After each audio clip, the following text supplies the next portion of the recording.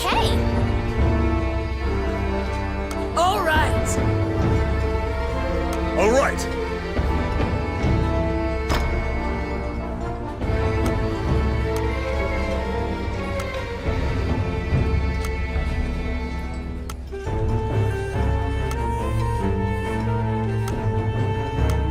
Whoosh!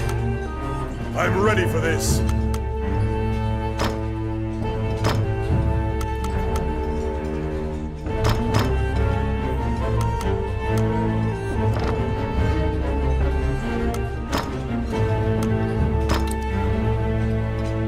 Well then. Shall we?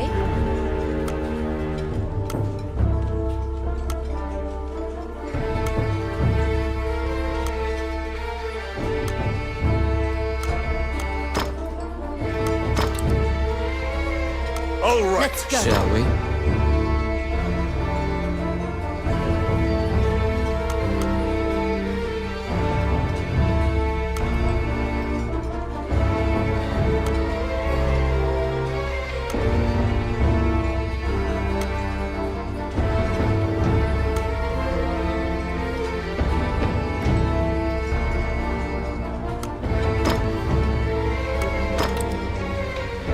Let's do Well this. then. It's time. Gotta finish my drink.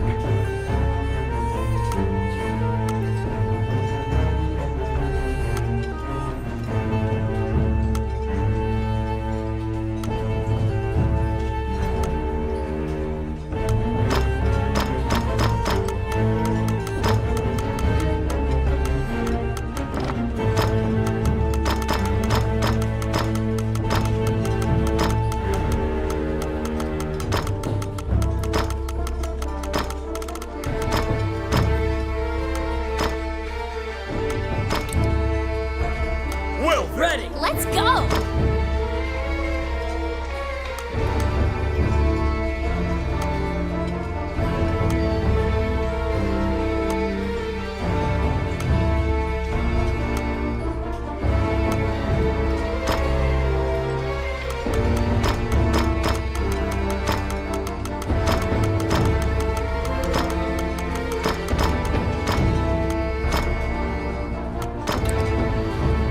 Well, We're going.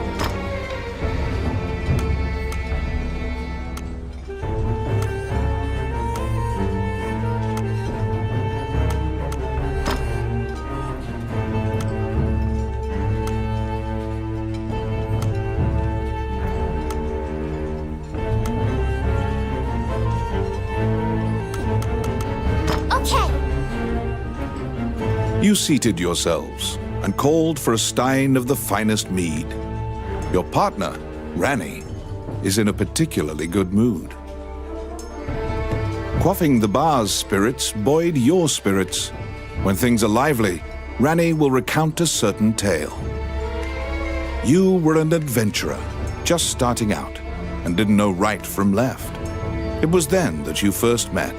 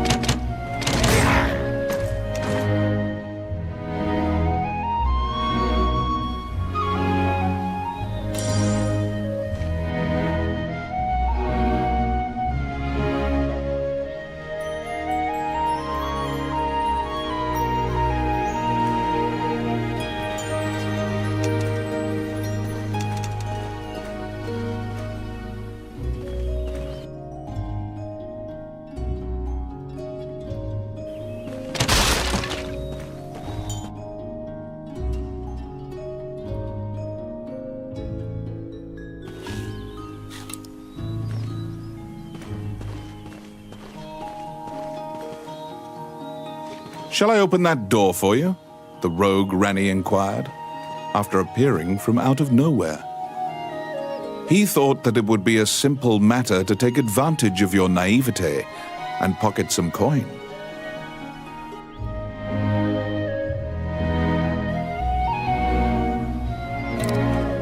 It's my turn. Done.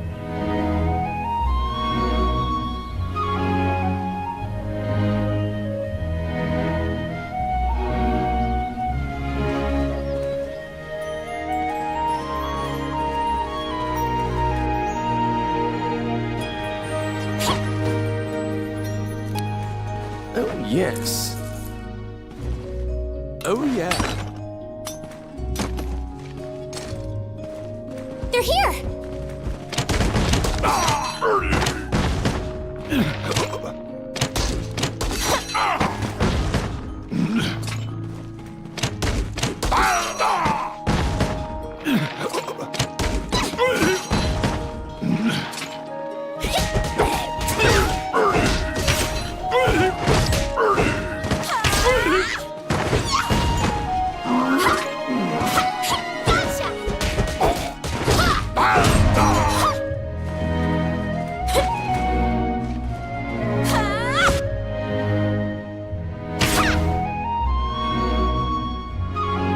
Since that point, you've been journeying under mutually beneficial terms.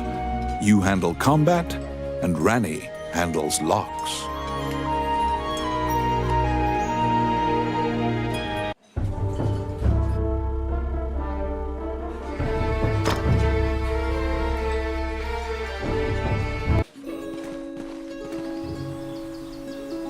You came to Hydeland as an adventurer. Like many of your fellows, you strove to challenge the dangerous labyrinths here. The labyrinths were every bit as perilous as you'd heard. Most were lucky to even have their bones exit the ruins. You don't currently belong to the guild. I recommend registering. You can get jobs there and learn skills.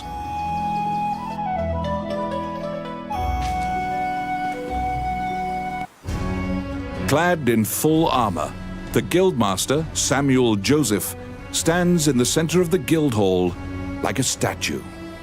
He appraises you with a look and dismissively states that only worthless adventurers leave their equipment in disrepair. Your travels thus far have left your equipment positively thrashed. You resolve to rectify that before returning. The Guildmaster directs you to Morgan's Magic Item Shop.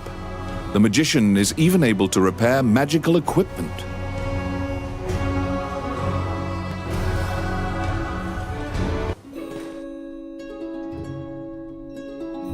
To be deemed worthy by the Adventurers Guild, you must first repair your broken equipment. You conquer a labyrinthine set of stairs, and Morgan Lisley, shopkeeper and witch, welcomes you to her establishment. There is no objects repair which does not fall under her purview, from ornate magic staves to rusted axes. Welcome to my shop. What would you like?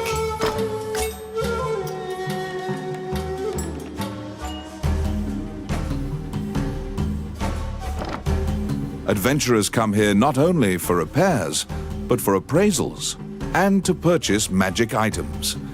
You will visit Morgan often.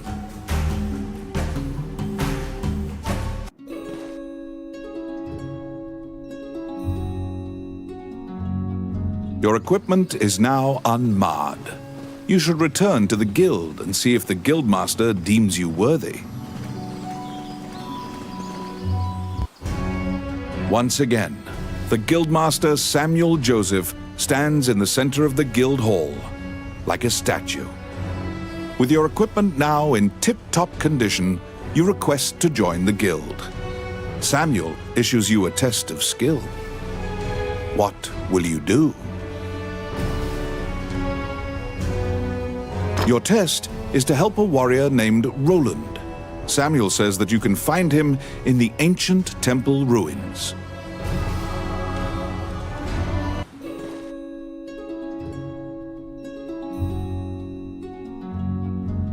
To prove your mettle for the Guildmaster, you head to the ancient temple ruins to assist the warrior, Roland.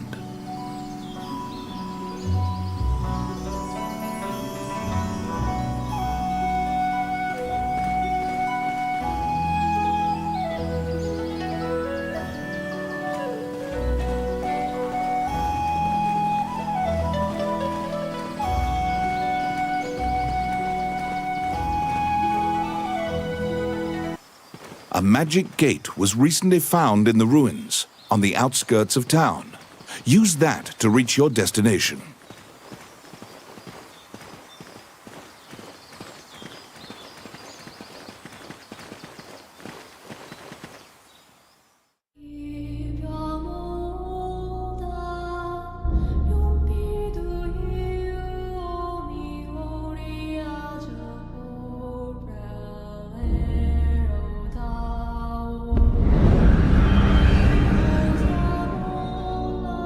Many things lie within the ruins of the old Elysian temple.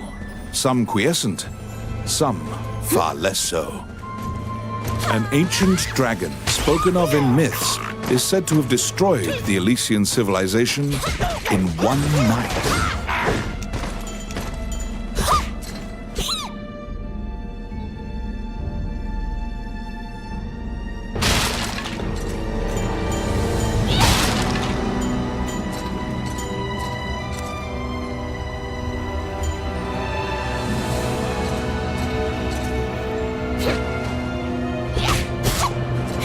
You liberated a fairy that was trapped in a cage.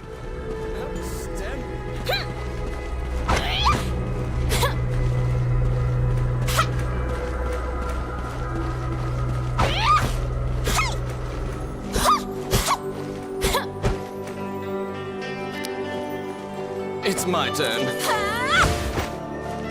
Done. What?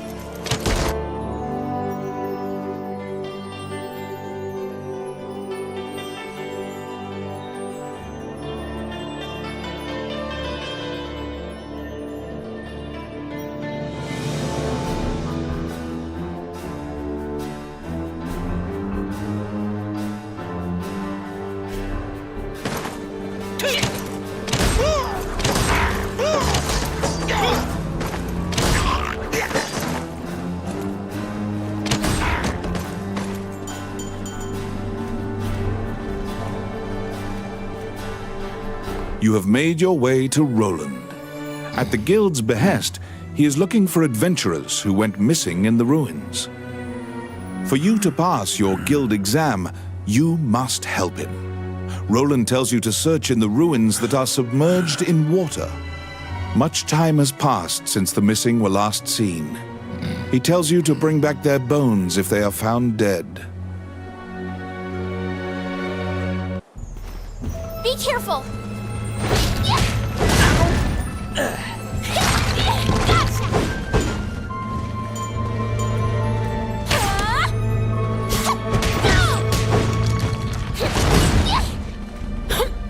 Filthy lucre. I got it. Oh, yeah.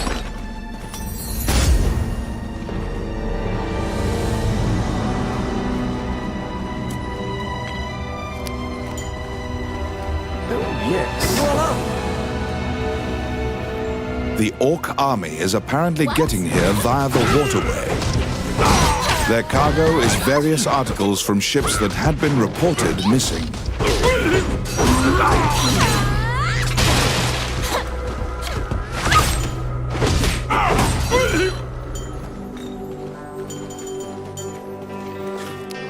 Outstanding. I got it. Done. Filthy lucre. It's my turn. Oh, yeah. Outstanding.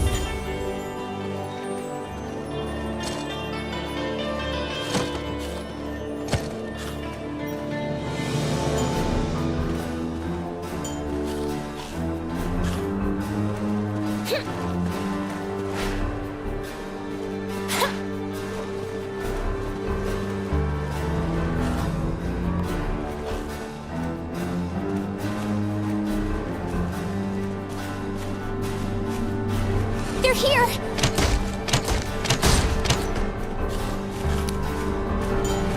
Oh, yes. Simple.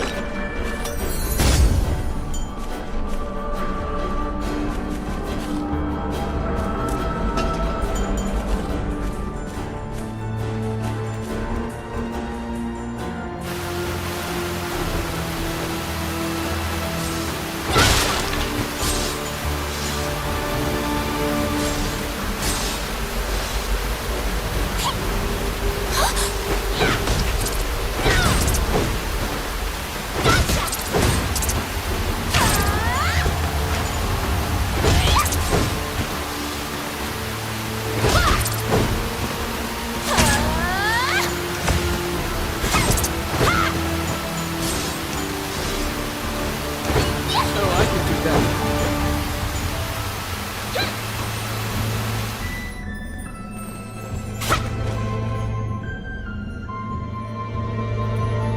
You have found the bones of a missing adventurer. Sometimes, the dead have been known to leave behind a message right before they perish.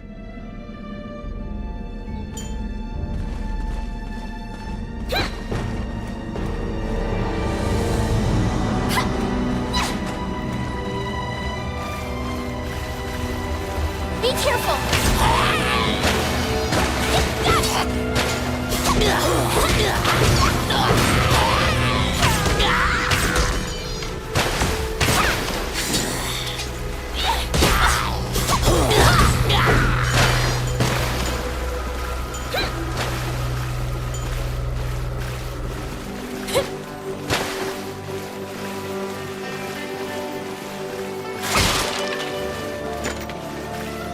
They're here!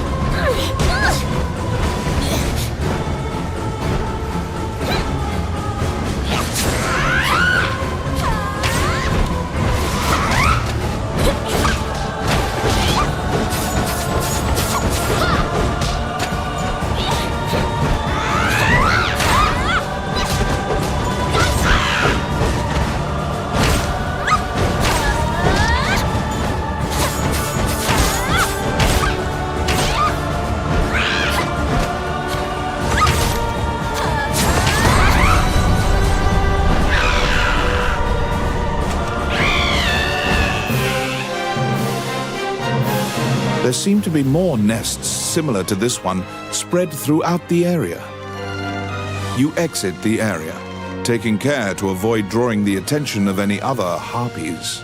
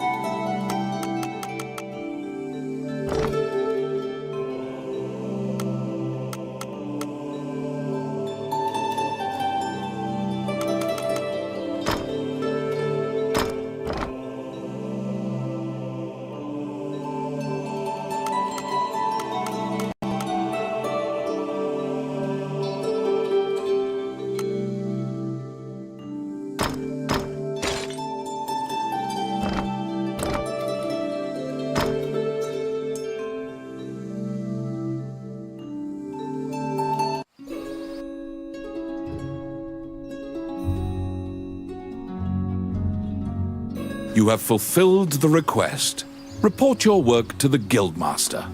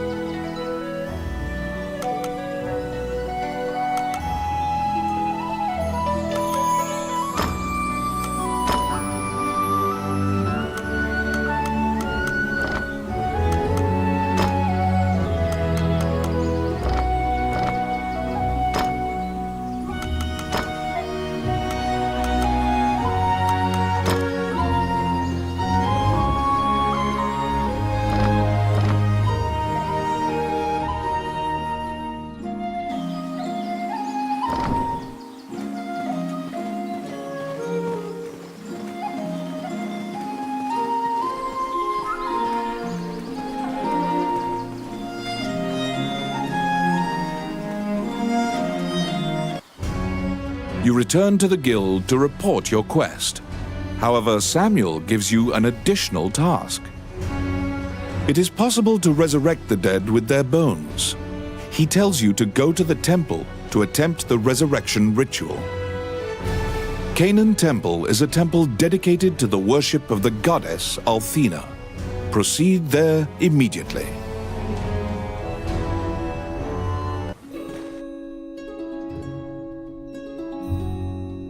You were ordered to attempt to resurrect guild members at Canaan Temple.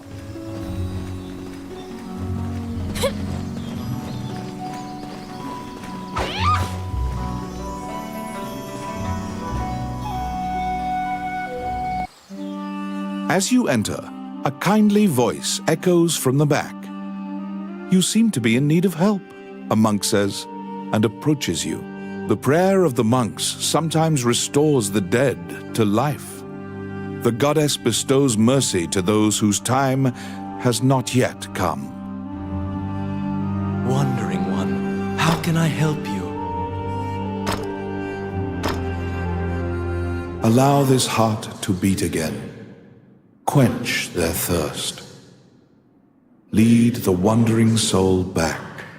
Reverse death. And awaken them.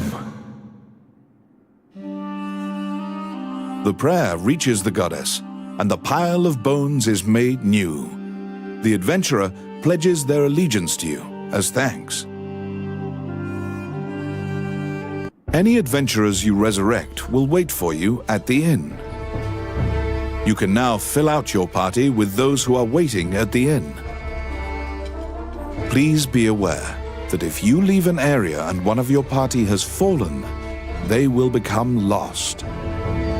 If you encounter any bones during your questing, be sure to bring them back and resurrect them so that they can assist you.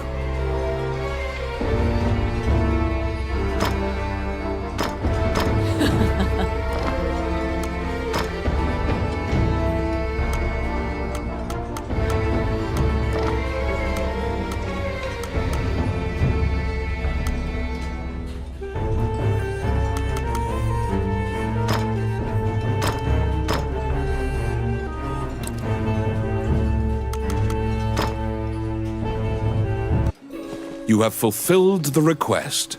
Report your work to the Guildmaster.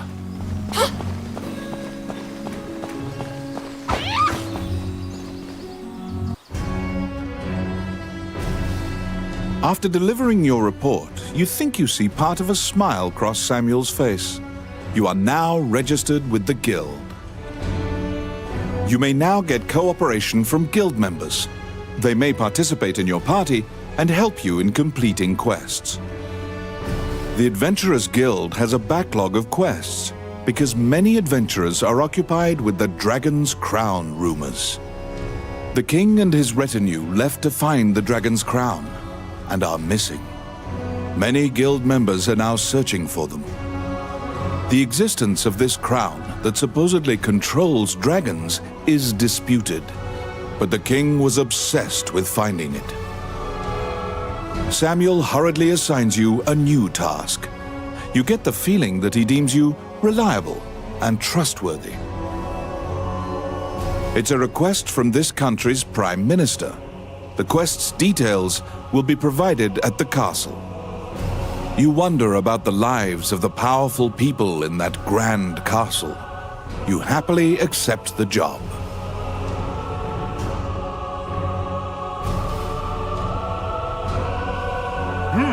You're back.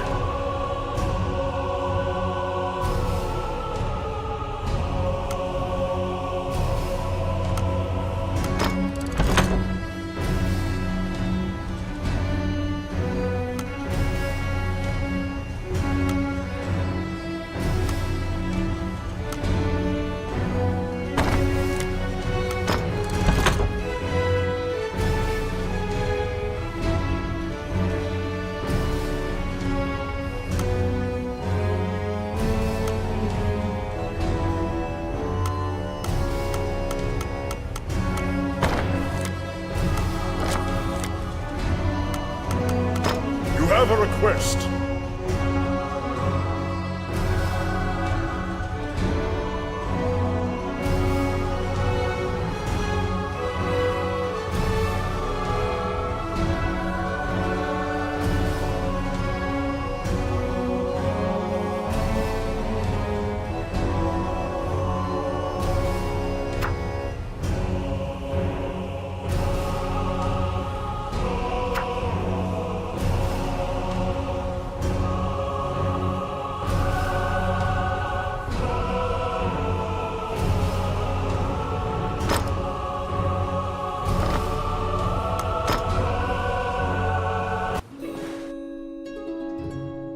You accepted a new request from the guild. You must go to the castle for further details. Flanked by guards, you are led through the secure castle. Princess Vivian and Prime Minister Gustav awaited you. The Prime Minister speaks a lot, in contrast to the silent princess. He asks you to swear to keep this matter secret. The royal scepter has been stolen. A witness who saw the thief described him as Tommet, a known bandit. Your job is to track down Tommet and retrieve the scepter. Also, for the sake of the kingdom, this must be kept secret. Ranni whispers that he knows of this Tommet. He is well known and is based out of the old capital. You bow and leave the throne room. In order to retrieve the royal scepter, you chase the thief into the ruins of the old capital. What are you doing? Bastard.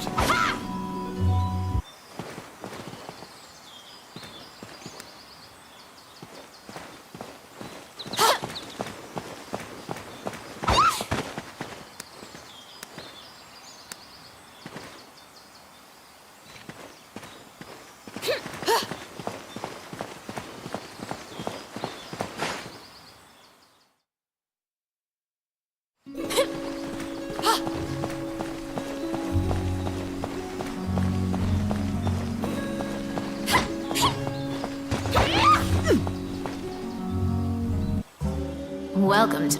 What would you like?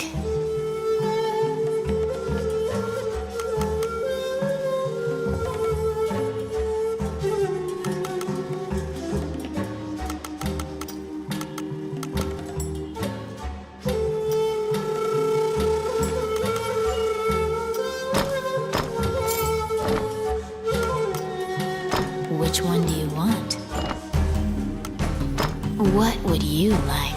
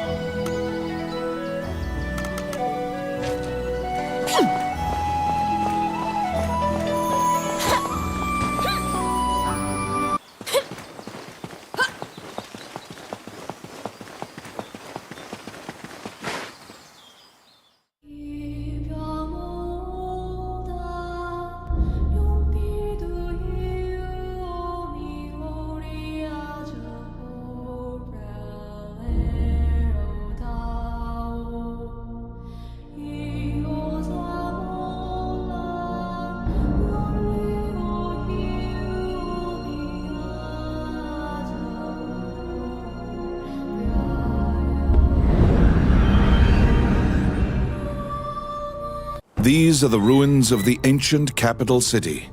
It was destroyed following an invasion from the Northern Empire. Now it is a dangerous place, full of dragons and wyverns.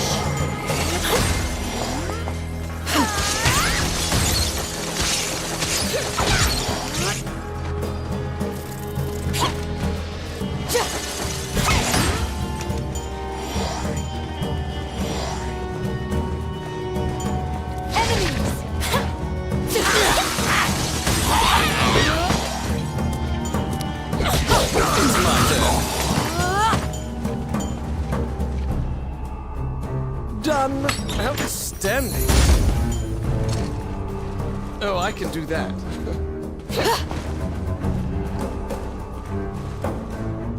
You find the bandit Tomet in a hideout amid the ruins, just as Ranni told you. It is said that whatever this man desires, by thievery he can acquire. Ranni asks, "Are you Tomet, the bandit legend?" Beaming, he displays his spoils and tells the tale behind each item. When you ask about the scepter, he says, "That was indeed I," and goes on to boast exactly how he got into the castle. When you inquire further about the scepter, he deduces your true intentions and darts away. Pursue the thief, apprehend him, and reclaim the scepter. You cannot capture a target swimming underwater. Watch for your quarry to surface.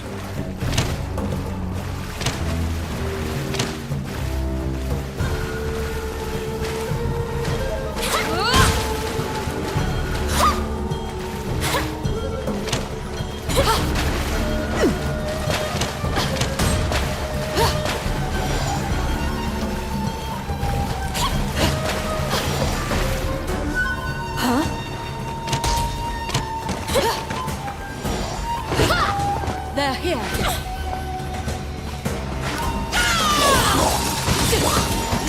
I got it. Oh, yeah.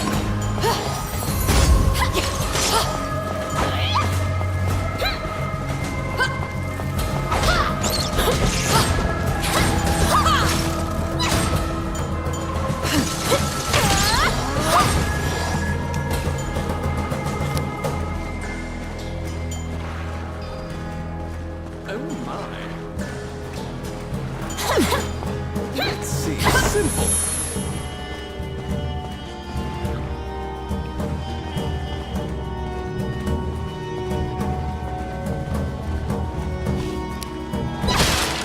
It's my turn.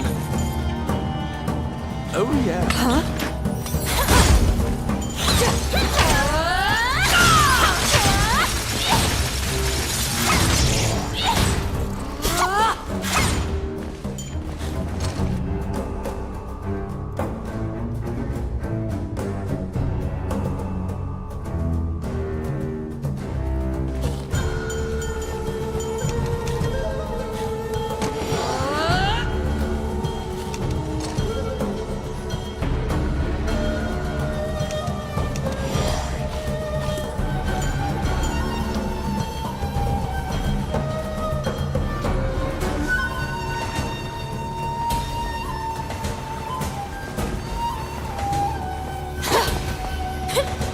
Be careful!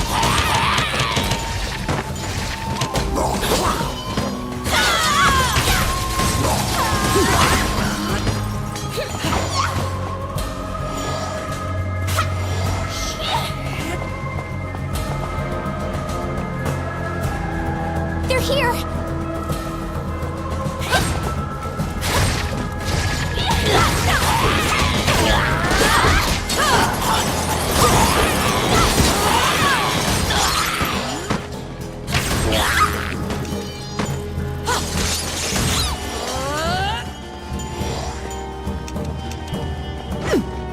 Outstanding.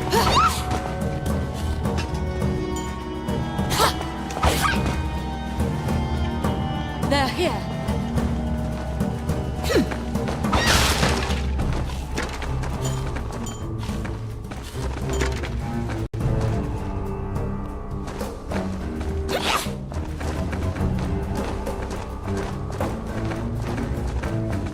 Here they come!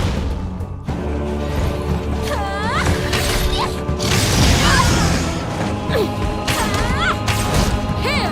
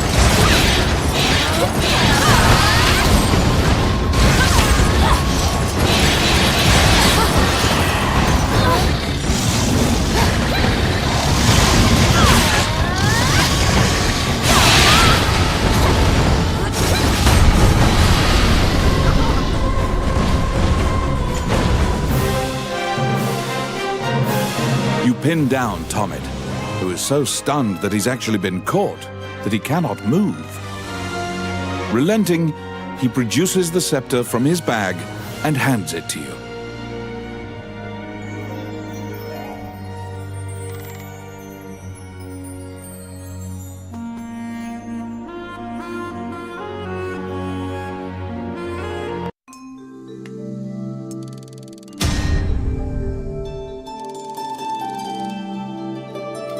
You have reclaimed the royal scepter, stolen from the treasure room of the castle.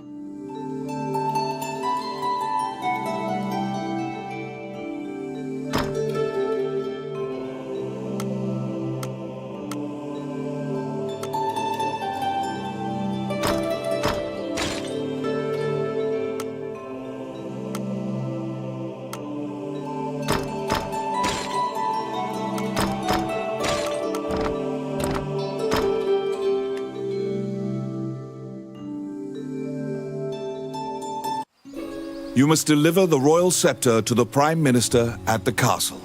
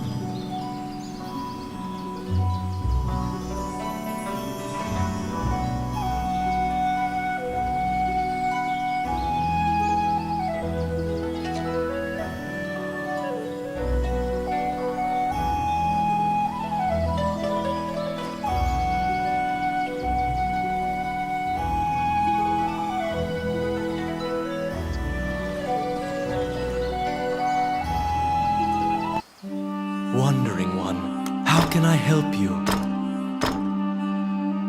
Allow this heart to beat again.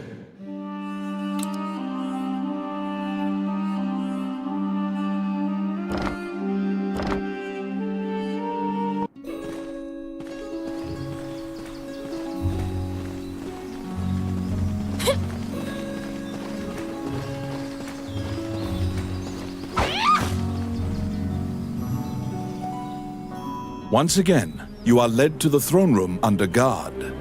This time, a man stands there with a presumptuous grin. The man tells you to hand over the scepter. You tell him that you don't know what he's talking about.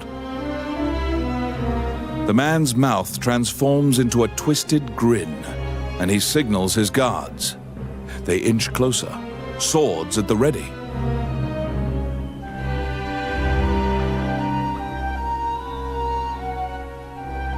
What will you do?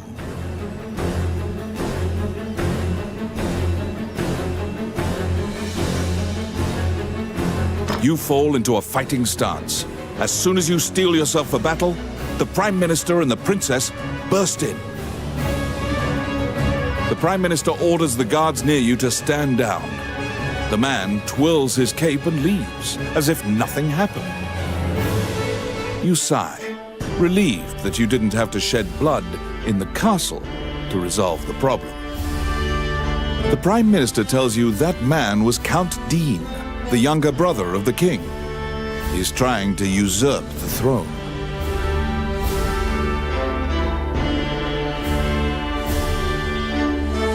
The scepter indicates the throne's heir.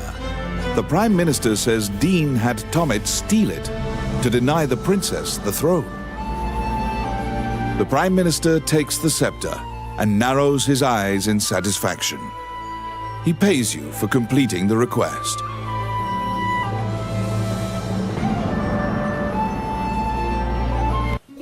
The fairy you saved in the ruins appears before you. She seems to want to take you somewhere.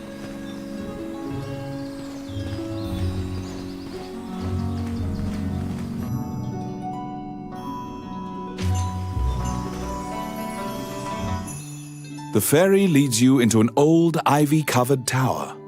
You find yourself in a cluttered room that seems to be a laboratory. Judging by the stratification of dust, much time has passed since anyone last entered this room. Letters amidst the shambles indicate that a magician named Lucane lives here. You find a message he penned on the desk. Lucane wrote that he was off to see a magician friend named Wallace in the underground labyrinth. The fairy uses various interpretive gestures to indicate that she wants you to find him. You accept her job request. You head to Wallace's underground labyrinth to look for the magician Lucane.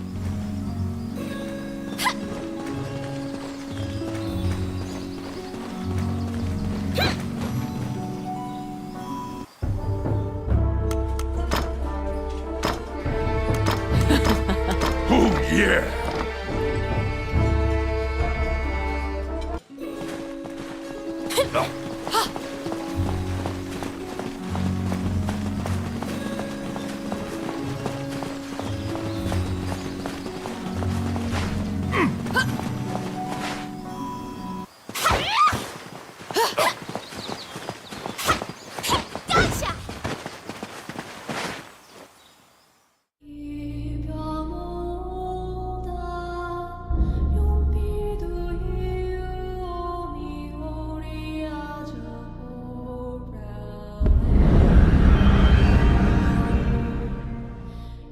This underground labyrinth is said to have been made in a single night with powerful magic. It is a dangerous place, replete with traps. It bars entry to all who would dare.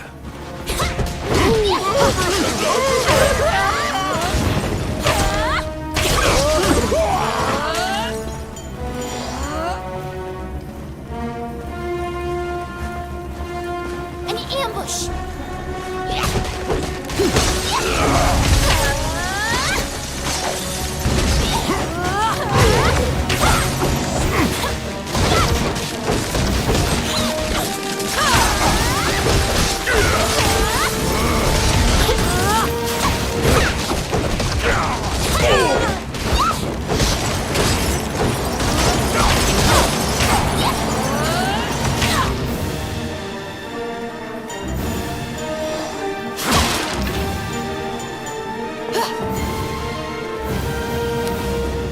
my turn. Done.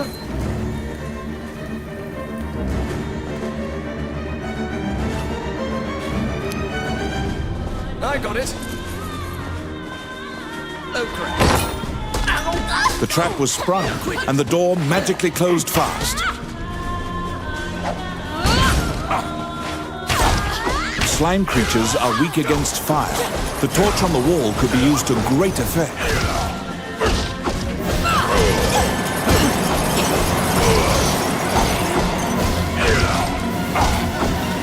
The clink of metal hitting the ground can be heard.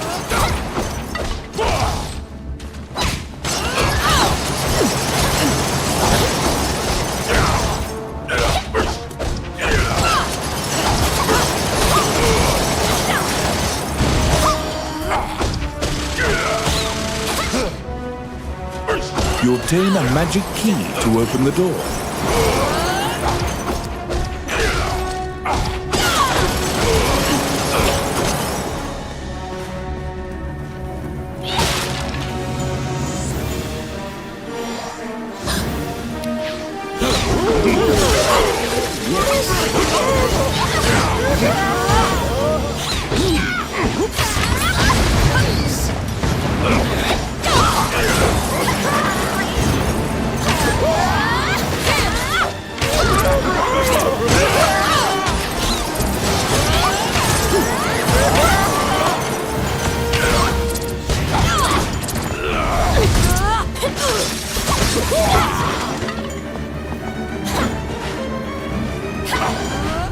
Outstanding. Filthy lucre.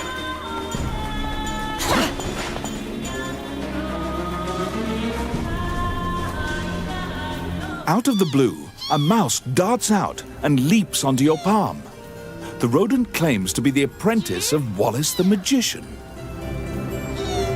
He says he was tasked with caring for the laboratory while Wallace was gone, but it is beset by malevolent magic users. When you ask about Lucane, the apprentice answers that his master's friend went into the labyrinth and hasn't returned. Your quest to find Lucane is delayed as you attempt to liberate the lab for Ricky the Magician's apprentice. The door to the laboratory is through this hall. It's my turn. Voila!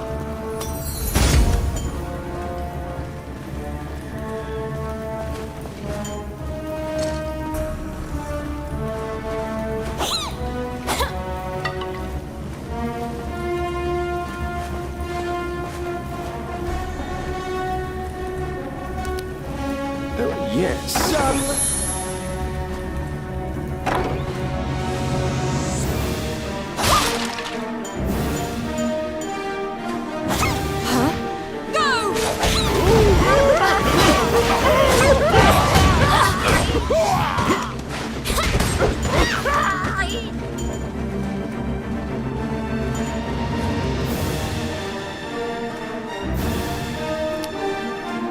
I got it. Voila! Yes. Oh, yeah.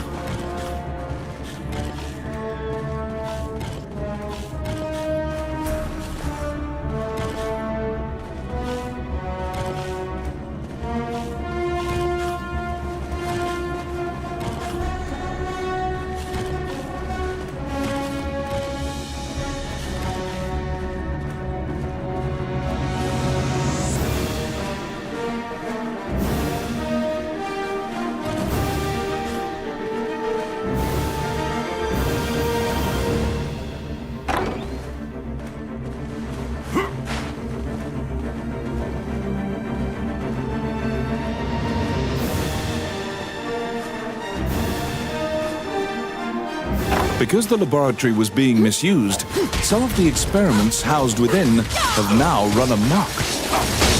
There's been a population explosion of mutated beings that spread their spores around.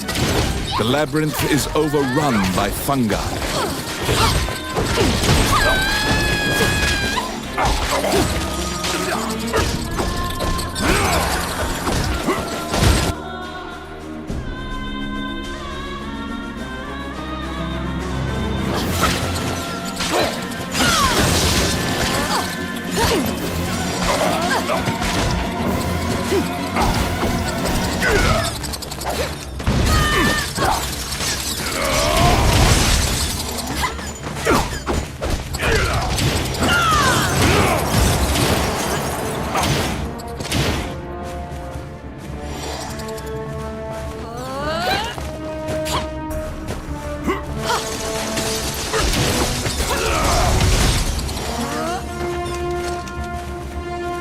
Oh, I can do that.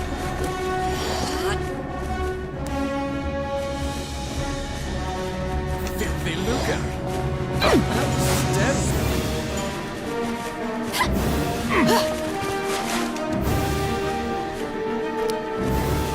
It's my turn. Simple.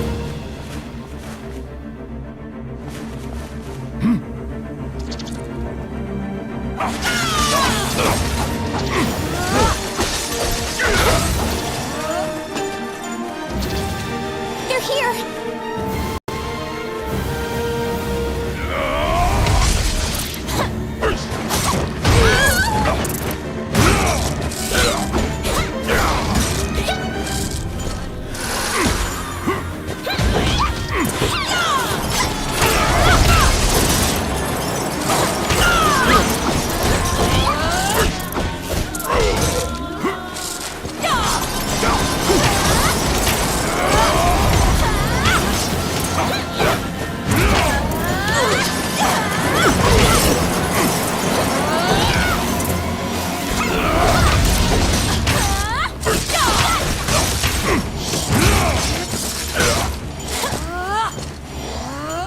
Here they come.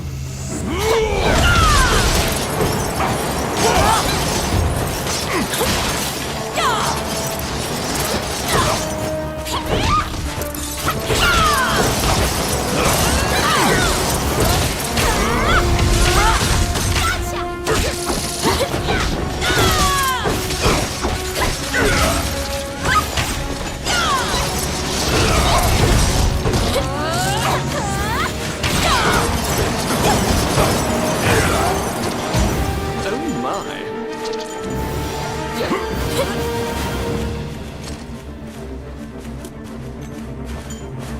Oh, I can do that.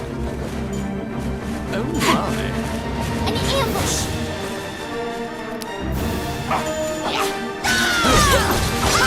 Let's see.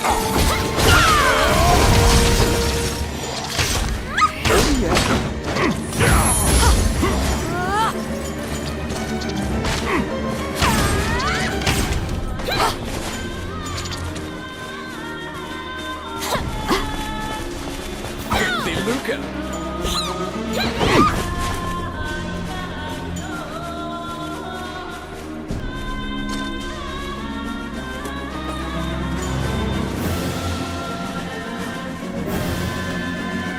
Enemies!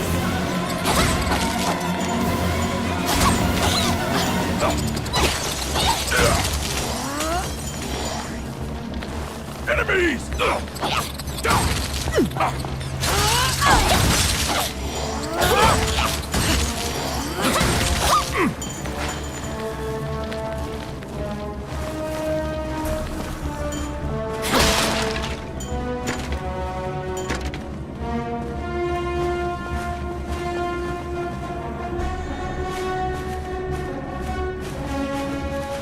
They're here!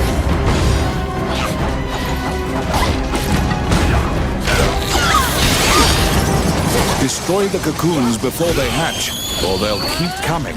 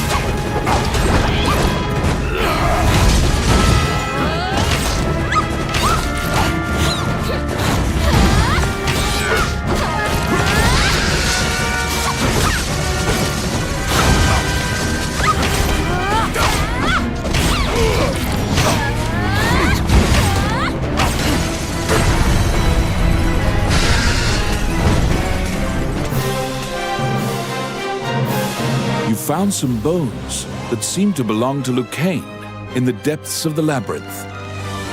The tattered raiments and jewelry leave no doubt that the corpse is indeed Lucane's.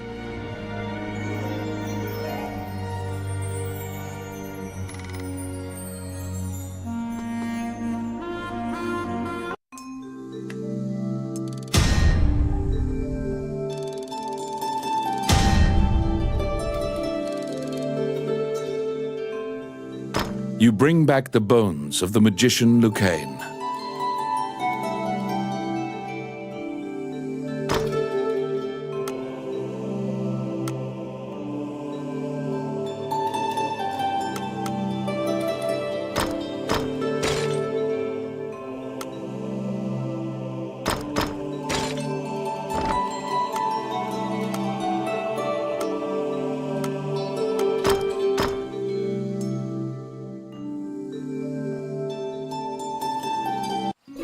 You found Lucane, but he was dead.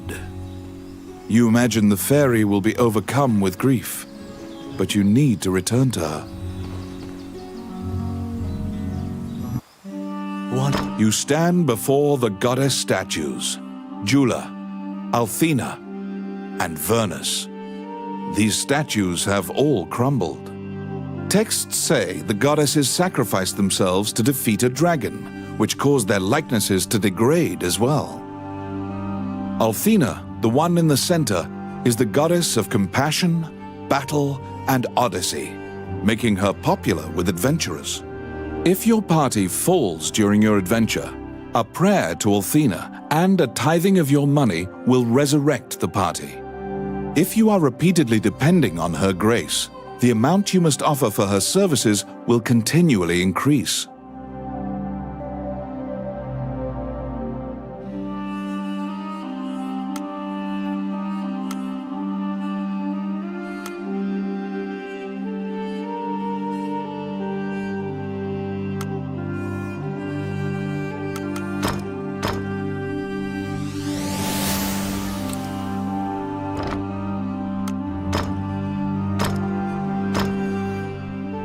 Allow this heart to beat again.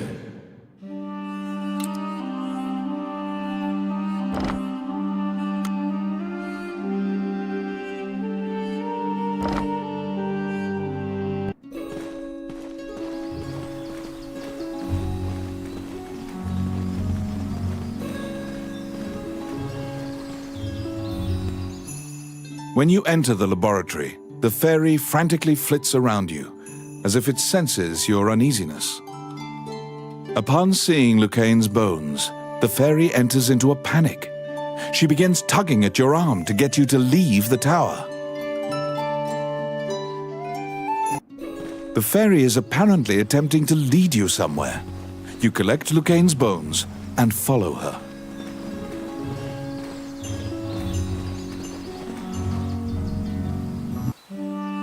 As you enter, a kindly voice echoes from the back. You seem to be in need of help, a monk says, and approaches you. You nervously hand the monk the bones of Lucane. Allow this heart to beat again. Quench their thirst. Lead the wandering soul back. Reverse death. And awaken them. The prayer reaches the goddess, and the pile of bones is once again given flesh. Lucane, shocked to find himself alive, thanks you profusely. He tells you to visit him at his laboratory and leaves. The resurrected magician has returned to the old tower in town. You decide to see him to ask more details.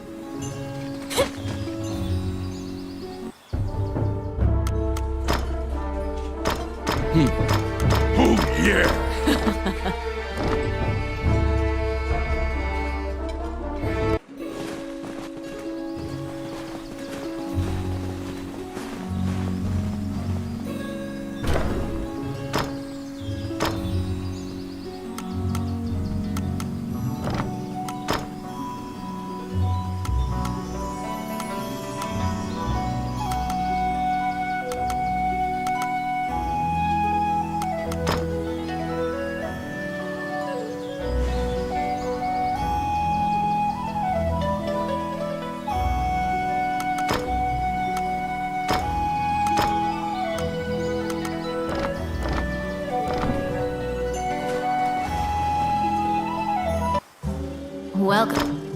would you like?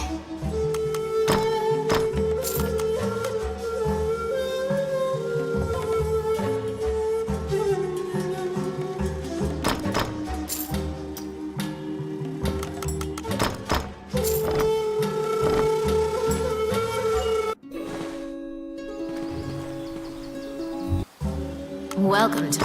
What would you like?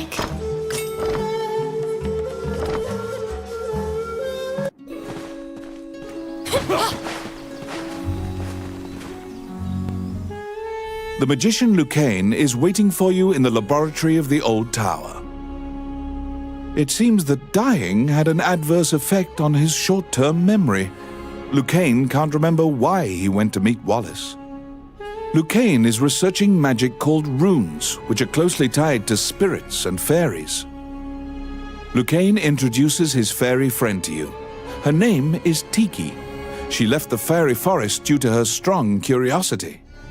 He thanks you again for saving him and allowing him to enjoy life's rich pageant. He displays his magic trinkets. Lucane says he'd be happy to sell you these items at a fraction of the normal price and answer any questions you have. What will you ask? The magician Wallace was an old friend of Lucane's. He was known as a great magician. He sealed that group, or myopia of Cyclopes, in a labyrinth and saved the land. He also mentored young magicians in his tower. He was also the king's trusted advisor, and Lucane trails off. It seems that Lucane's memory has failed him again. Before you realize it, Tiki is following you around. She seems to have taken a liking to you. She will accompany you on your adventures henceforth. Fairies are known to be adept at finding hidden things.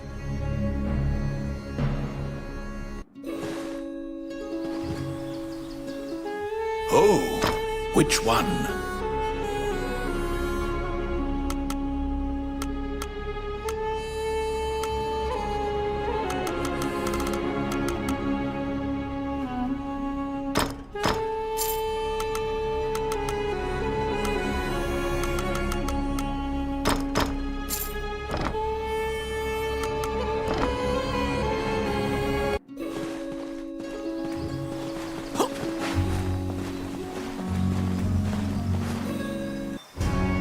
A letter from the castle has come to you via the guild.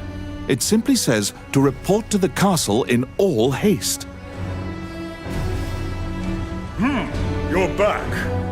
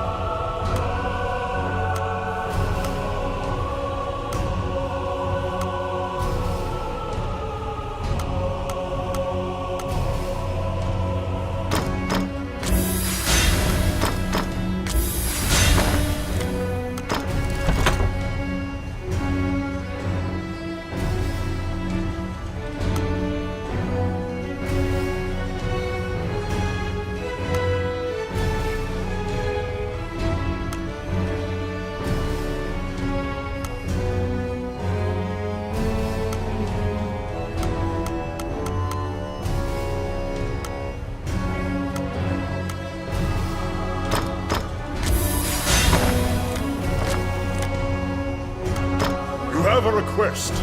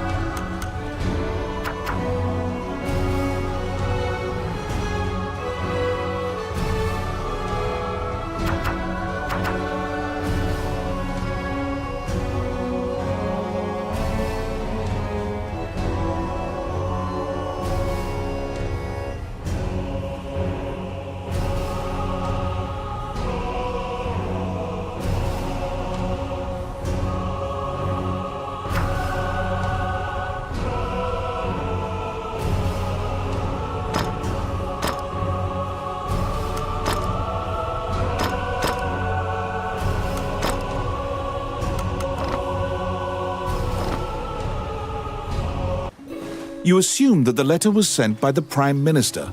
Perhaps he has another request for you.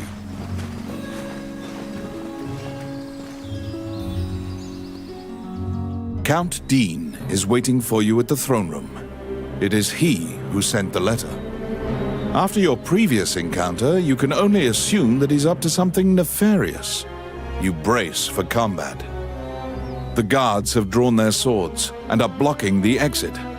Count Dean starts talking to you in a soft voice. He says that he has personally requested your assistance in performing a task for him. He wants you to scout Bilberon Fortress on the border. This underground fortress is a well-known structure. Originally built to defend against the Orc army, it now lies in Orc hands. Scout them and learn their invasion routes. It is a very dangerous mission, but refusal means that you will be at the mercy of Dean's guards. You accept. Per Count Dean's request, you agreed to infiltrate and surveil the subterranean fortress at the country's border.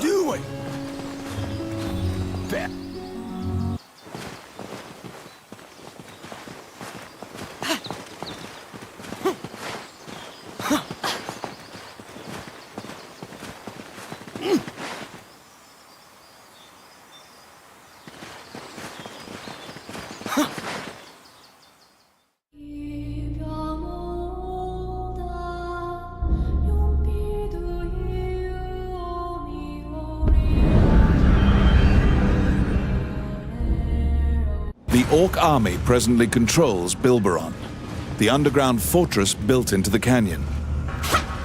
The King's army has been mounting a fierce offensive to try and reclaim the fortress.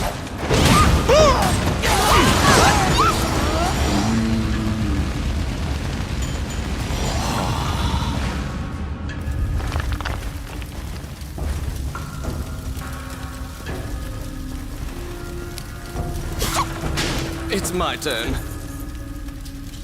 Oh crap.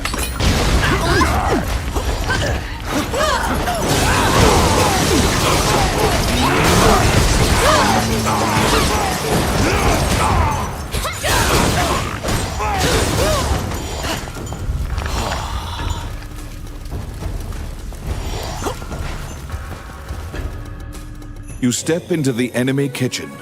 A corpulent chef grabs a goblin instead of meat and suddenly stops. The cook, sensing your presence, stares directly at you. Luckily, her sight's not so keen, so she doesn't notice you. Eventually, the chef returns to her meat cutting. You use the goblin's screams to mask your escape.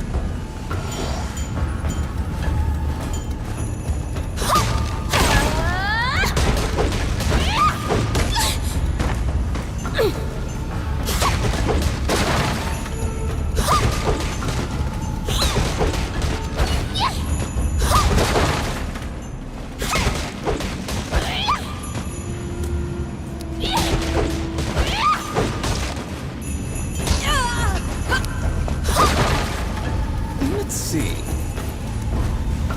Done. Oh, I can do that.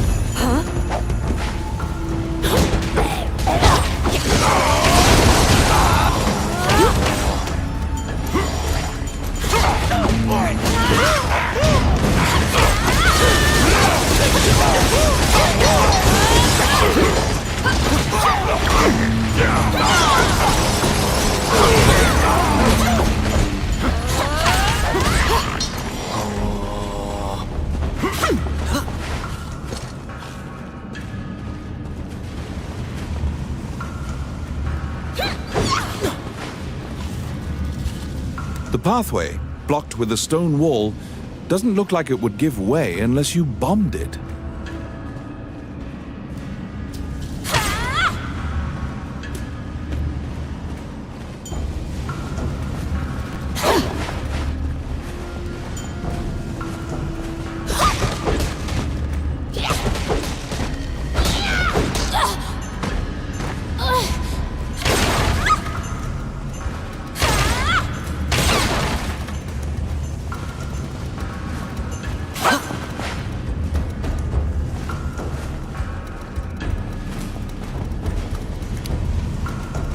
I got it.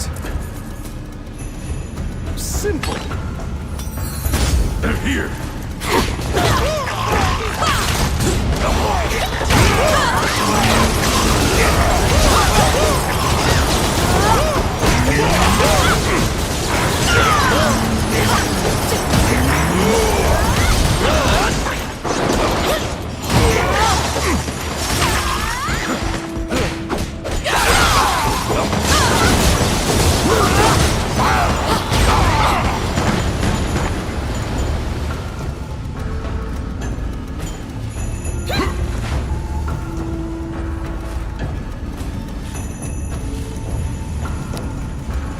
Let's see. Oh, yeah.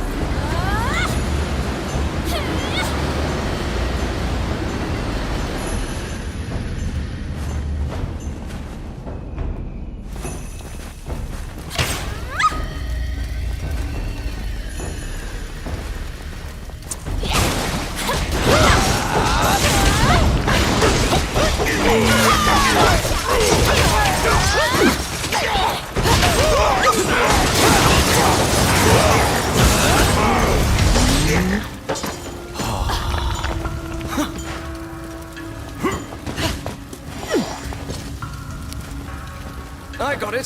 Simple.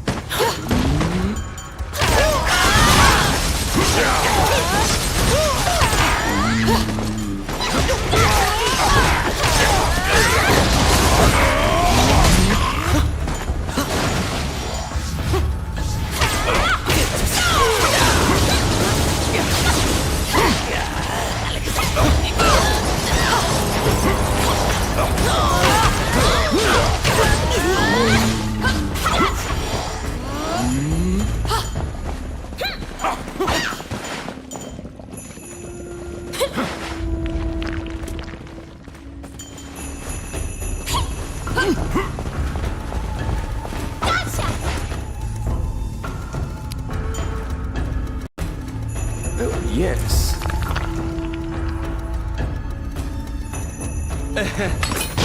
Quit it!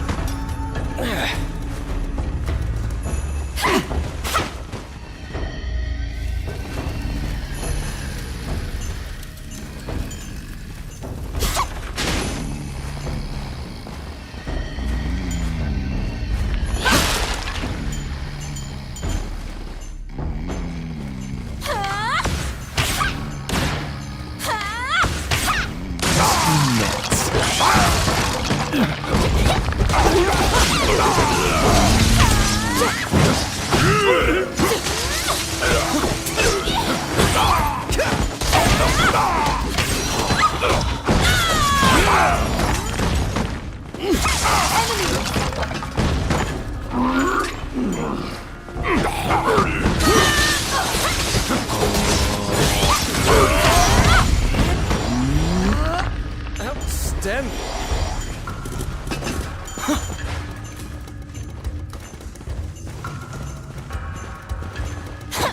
Oh, I can do that.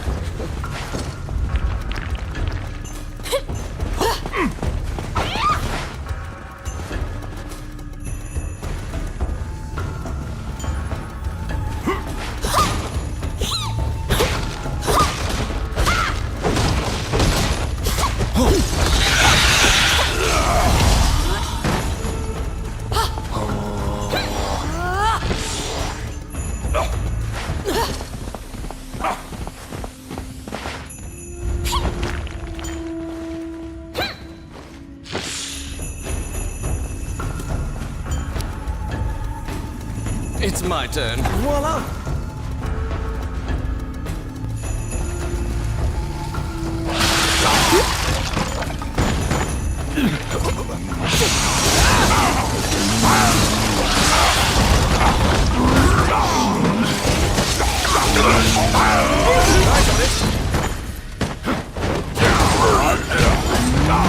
Oh yeah. Outstanding.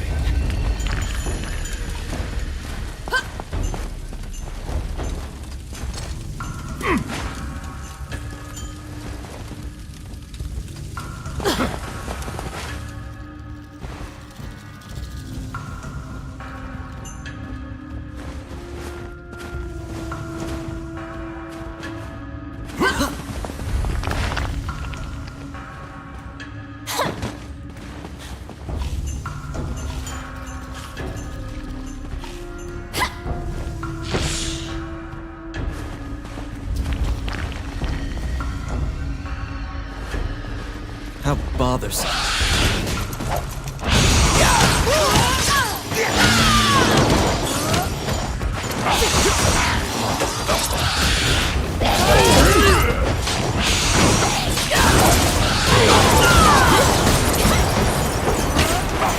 Luca.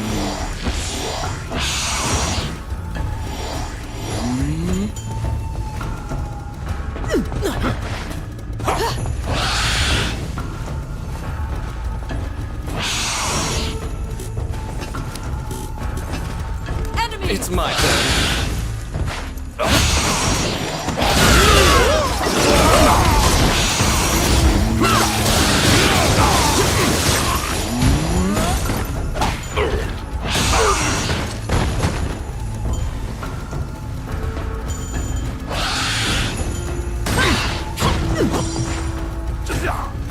Oh, I can do that.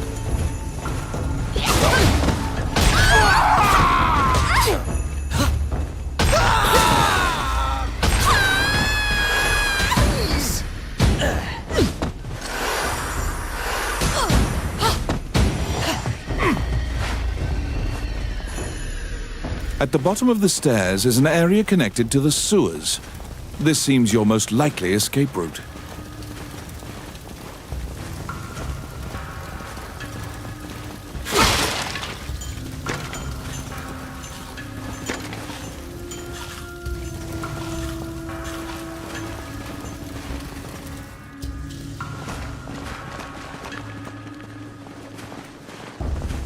An ambush!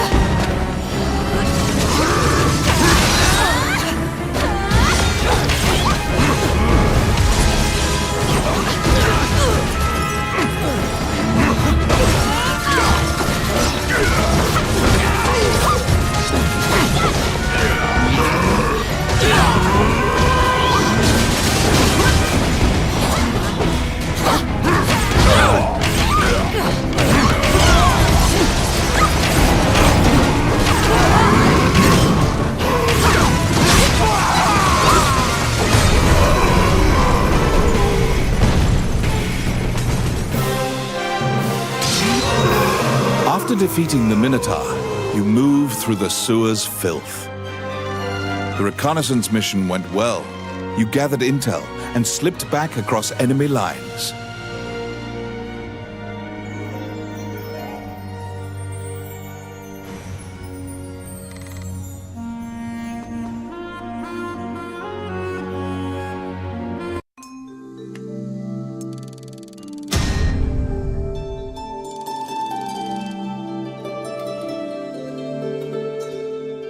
Among the treasures you claimed is the great sword of the hero Javelin.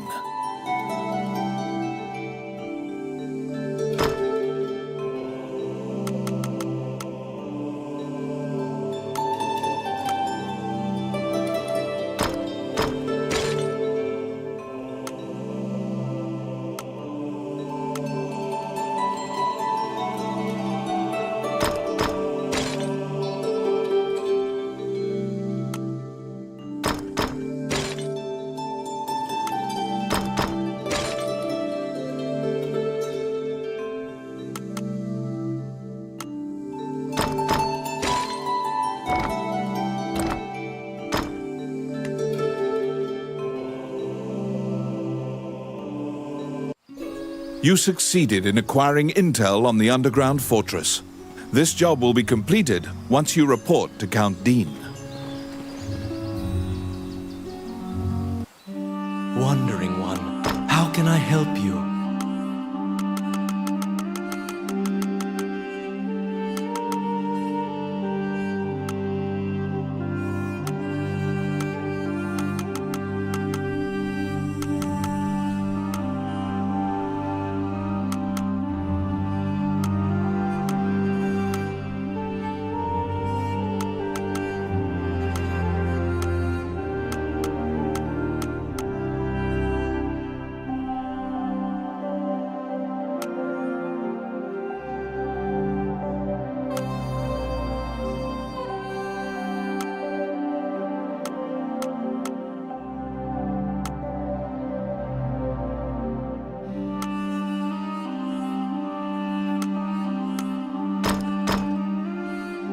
Allow this heart to beat again.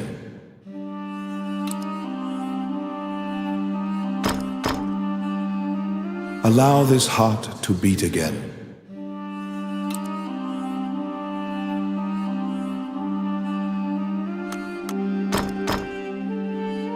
Allow this heart to beat again.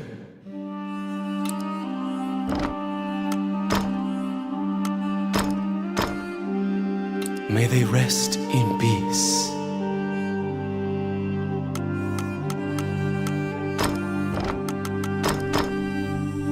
May they rest in peace.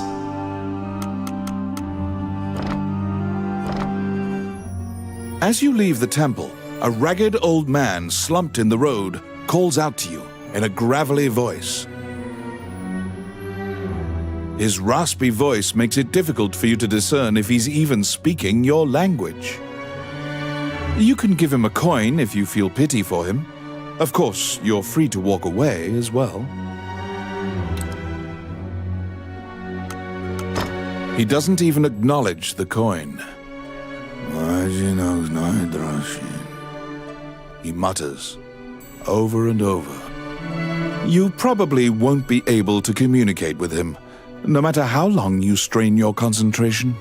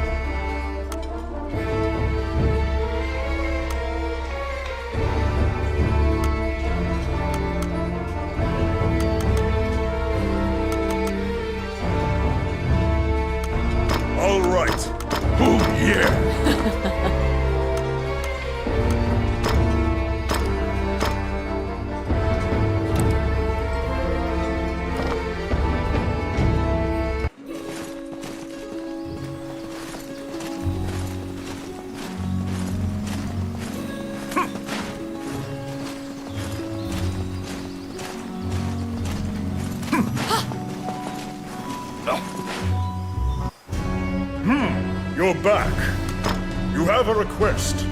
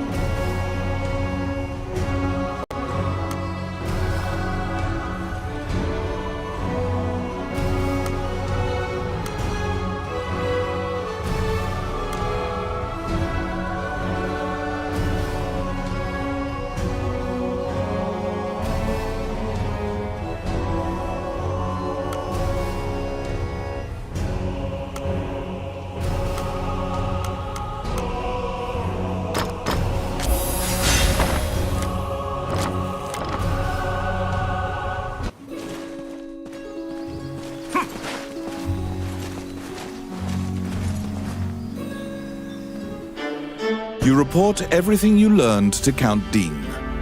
Unfortunately, you also mention the hero's legendary sword. Naturally, he demands the great sword, but at least he's in a good mood now. He thought you'd just flee, but you didn't. It seems that he thinks much more highly of you now. Dean confides in you some of the problems in the castle. Once the king went missing, the Prime Minister began recommending the Archduke Macneil of Bulgar to the throne. Bulgar is an aggressive nation to the north. Macneil is related to the King of Heidland and has a legal claim to the throne. Count Dean claims that Macneil has been rallying nobles in Heidland to support his claim to the throne. That's why Dean hired Tommet to steal the scepter. He says that Tommet is extremely trustworthy, so long as he is paid. Suddenly, the Prime Minister and the Princess appear. It seems you are being watched. The Count glowers and departs. The Prime Minister warns you not to involve yourself any further. The Princess, as usual, looks back with blank eyes. Since you completed the job at the castle, you return to the Adventurers Guild to tell them what transpired. Roland also happens to be here to report on a job. However, Samuel is not here. Roland is waiting for him to return.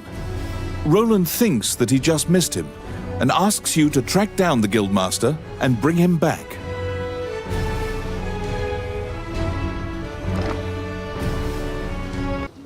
You look for Samuel, the Guildmaster. He should be somewhere in town.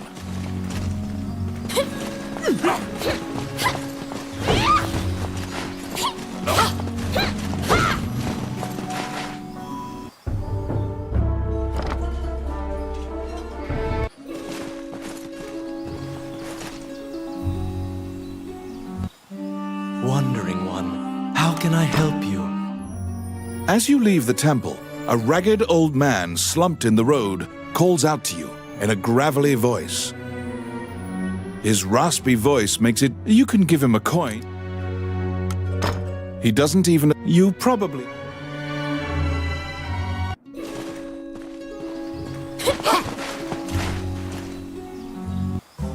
Welcome to my shop.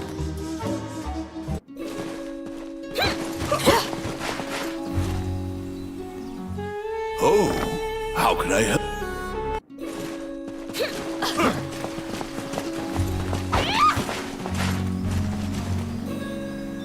You recall what happened at the castle. You report everything you learned to Count Dean. Unfortunately, you also mention the hero's legendary sword. Naturally, he demands the great sword, but at least he's in a good mood now. It seems that once the Count, that's why suddenly the Prime Minister.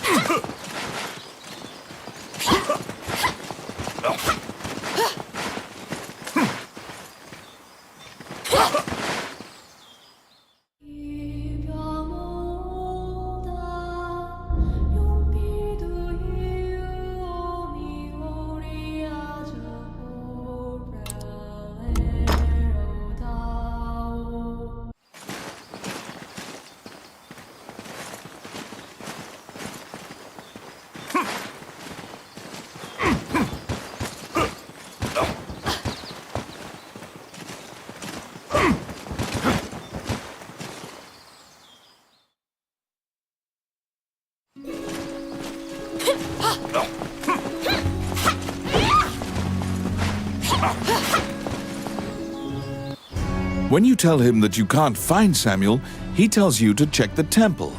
Samuel prays for his friends on occasion. Did you find him?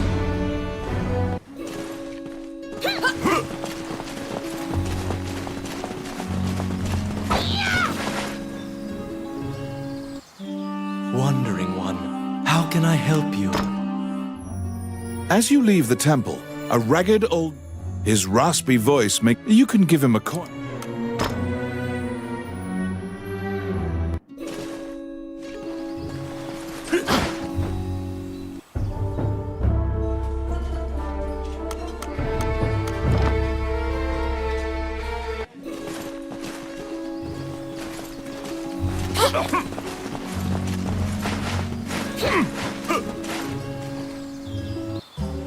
Welcome to my shop.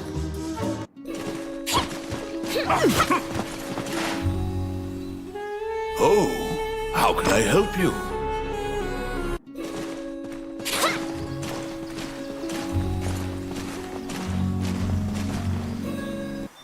When you tell him that you can't find Samuel, he tells you to check the temple. Samuel prays for his friends on occasion.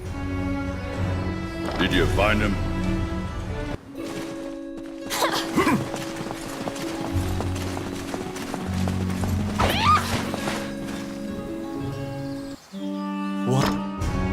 A giant man in armor finishes his prayers and turns around.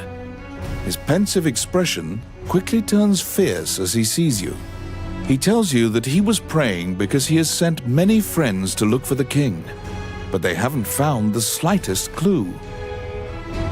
When you ask to help, Samuel just nods and hands you a request form. It's the same request the temple gave you. In a remote region, marriageable girls are disappearing, one by one. The catacombs are believed to be linked somehow.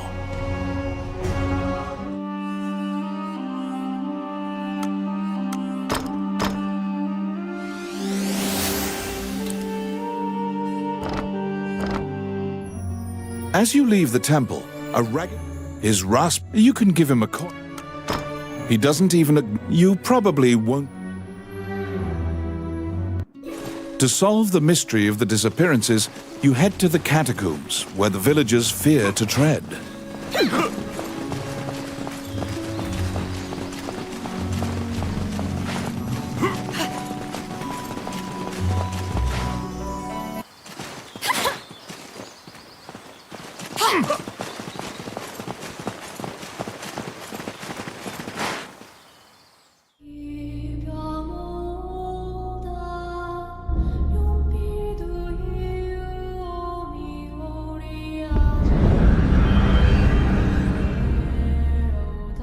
In the catacombs, stark white bones are strewn about the ground as far as the eye can see. The sheer number of the deceased is the only indication left of this area's former prosperity. Outstanding.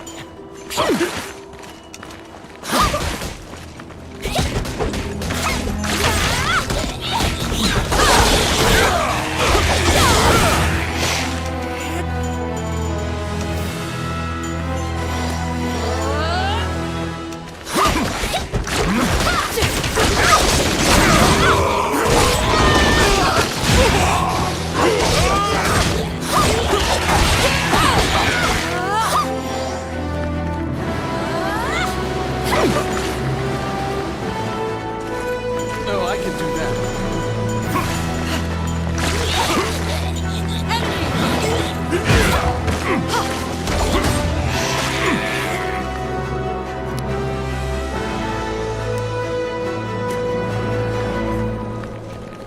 It's my turn.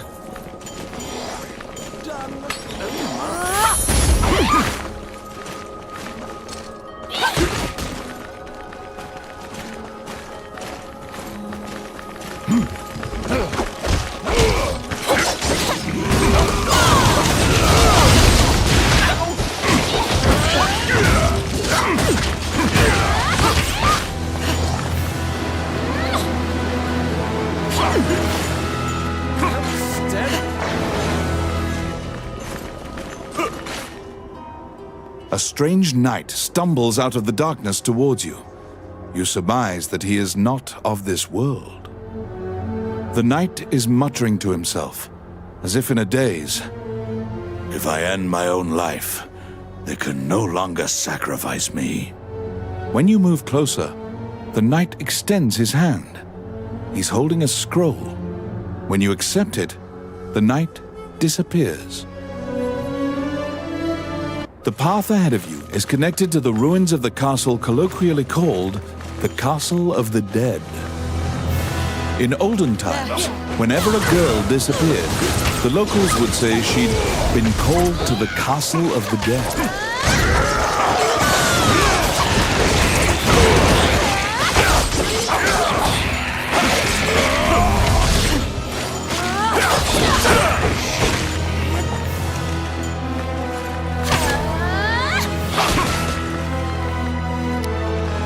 I got it. Simple.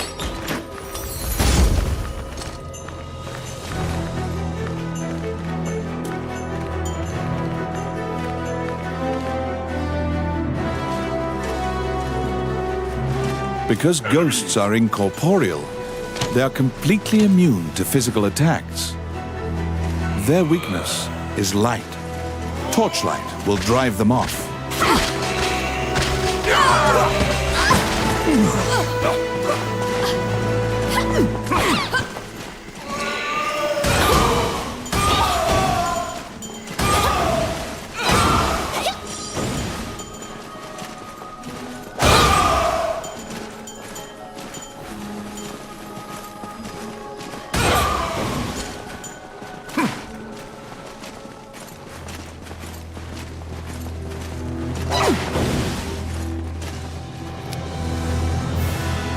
It's my turn.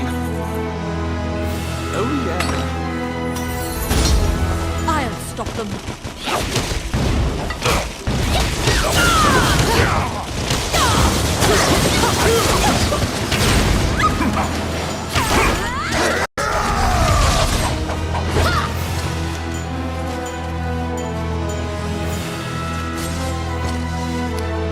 I got it. Simple.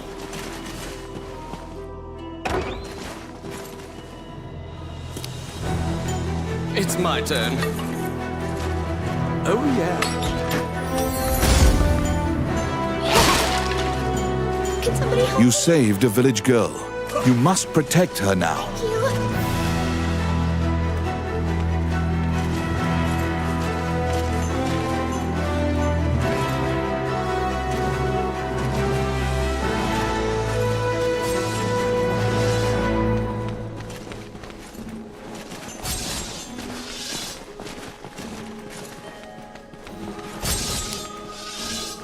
I got it. Done.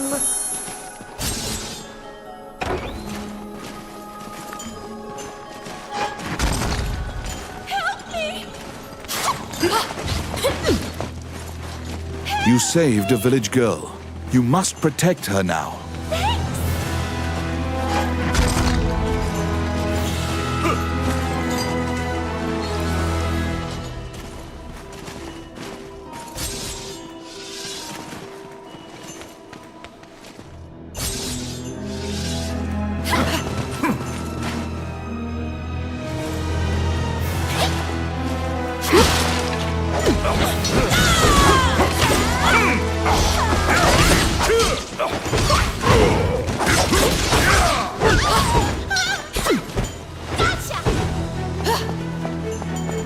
Oh, my.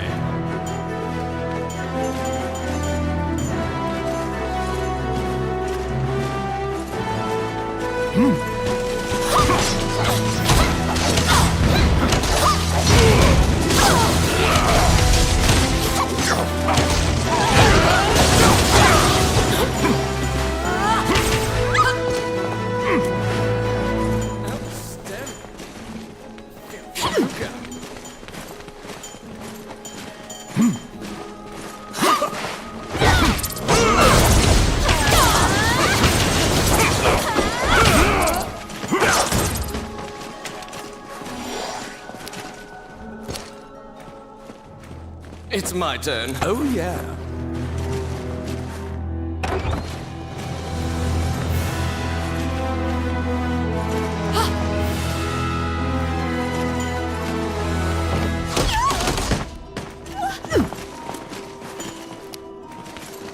Let's see.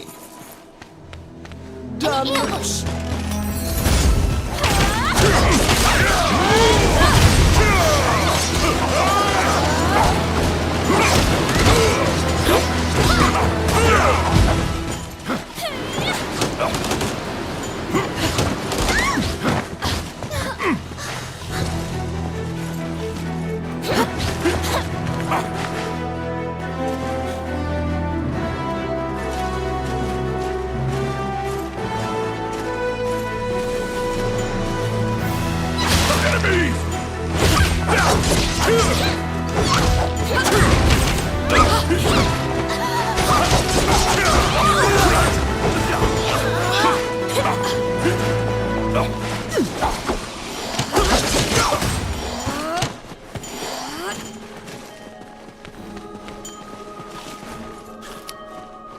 Oh, I can do that. It's my turn.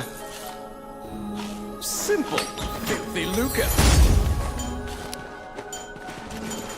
Let's see. Voila!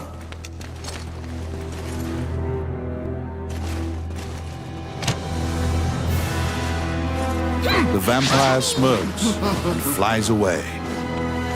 You saved a village girl. Thank you. You must protect her now.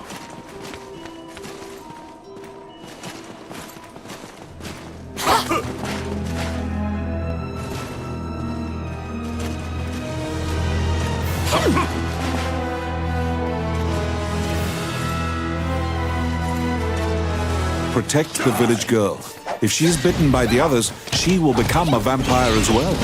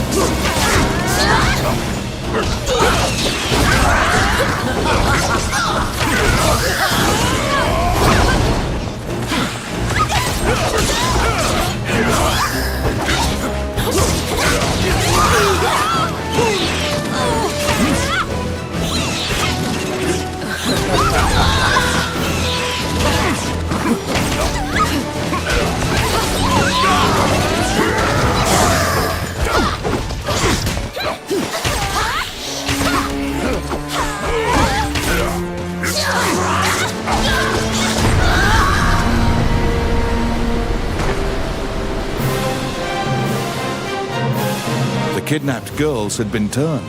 They are now vampires, attacking other people. You utter a silent prayer, hoping that you have slain the last vampire, and leave the ruins.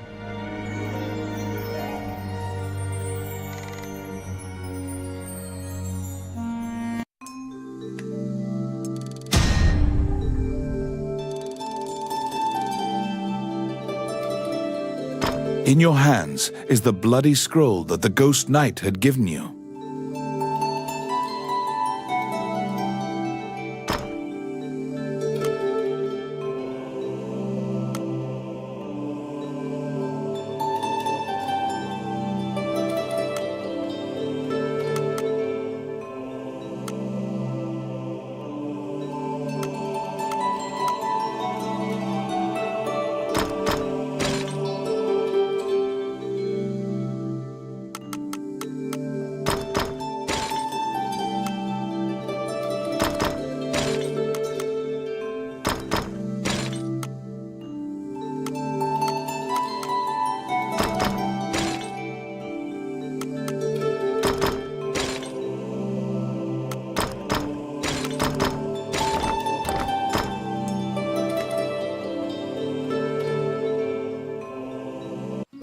You have unraveled the mystery of the village girls' disappearances.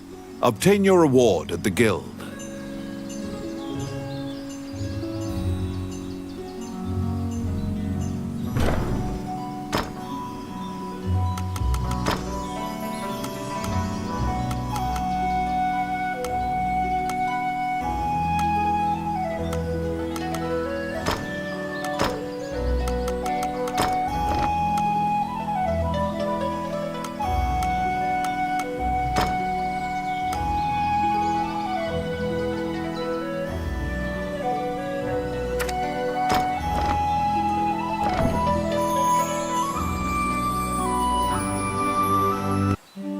Wandering One, how can I help you?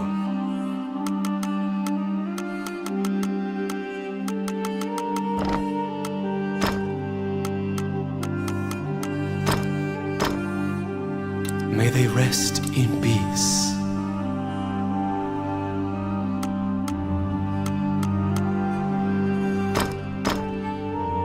May they rest in peace.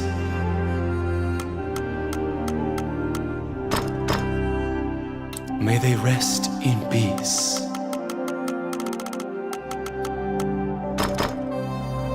May they rest in peace. May they rest in peace. May they rest in peace. May they rest in peace. May they rest in peace. May they rest in peace.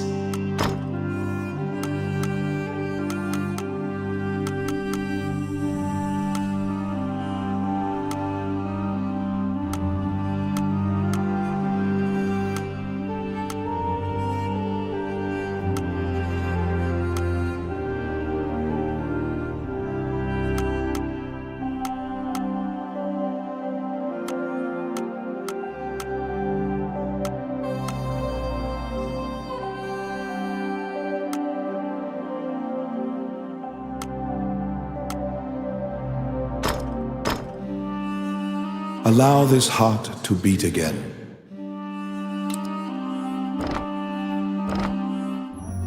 As you leave the temple, you can give him a call. He doesn't even... You probably...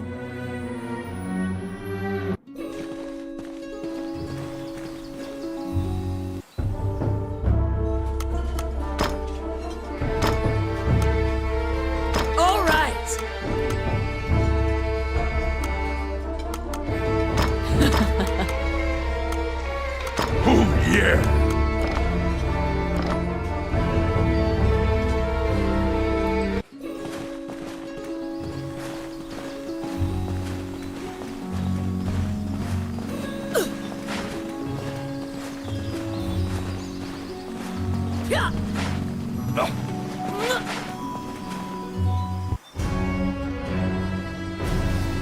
You are curious about the bloody scroll. You show Samuel the scroll and tell him what you saw in the catacombs.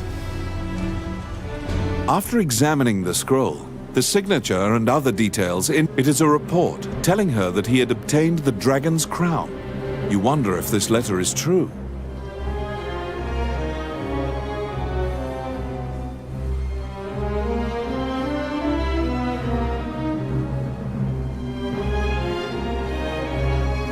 You can't deny that the ghost was clad in mail that was eerily similar to the king's armor, so perhaps this is true. The king's death will profoundly affect the kingdom and neighboring lands.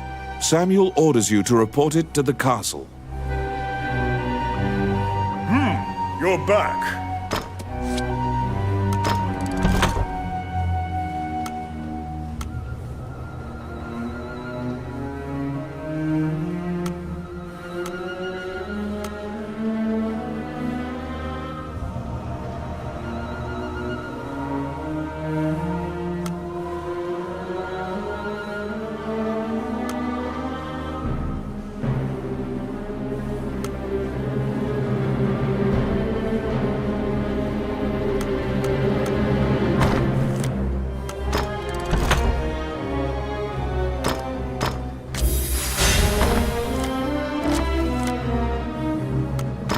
I have a request.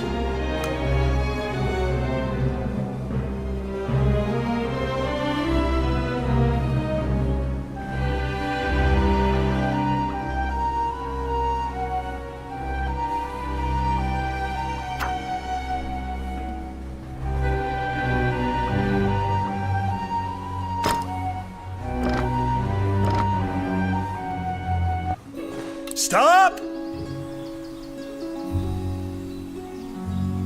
Immediately, you are overwhelmed by guards and thrown into the castle jail, charged for a crime you did not commit. This is a common fate for people who hold a royal secret. You are being removed from the drama at the castle. After a few days, the cell door opens. Once your eyes grow reacclimated to light, you see Count Dean standing before you.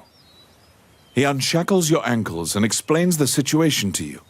The Prime Minister had been jailing all of Dean's allies. As expected, Gustav was working for Bolga. He used a magical necklace to control the princess and influence Heidland. Once Dean got Princess Vivian to safety and confronted the Prime Minister, Gustav fled with a ship full of treasure. The princess apologizes for involving you in this. While she was a hostage, Dean couldn't confront the Prime Minister. This kingdom needs a new ruler immediately. Dean is no saint, but he would make a good leader, you think. However, when Gustav fled, he also stole the royal orb, another treasure that represents the right to rule Heidland. If McNeil gets the orb, it will likely result in civil war. However, the orb does not appear to have reached Bolga. Princess Vivian asks for your help with this incident. You immediately agree and begin searching for the orb. Gustav's ship chose a pirate route, likely to elude captors. Perhaps his artifice was his undoing. You should investigate. To get the orb back, you travel to Ghost Ship Cove, a known pirate hideout.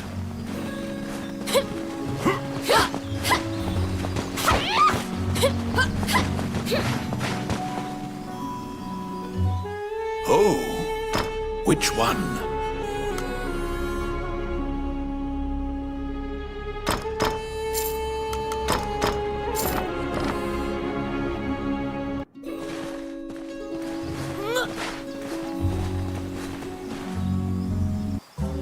Well, what would you like? Which one do you want?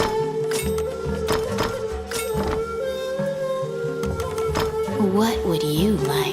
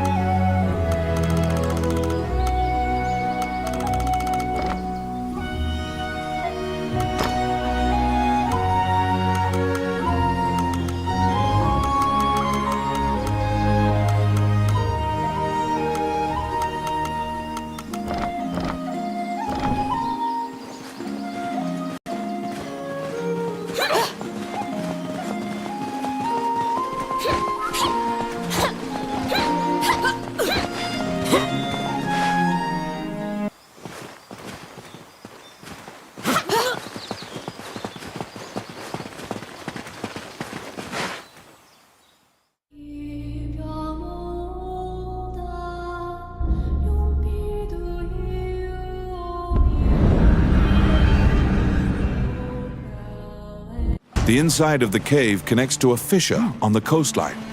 It seems large enough to contain another ocean. Sailors dread passing through this area. There are myriad tales of ships disappearing here. It's my turn.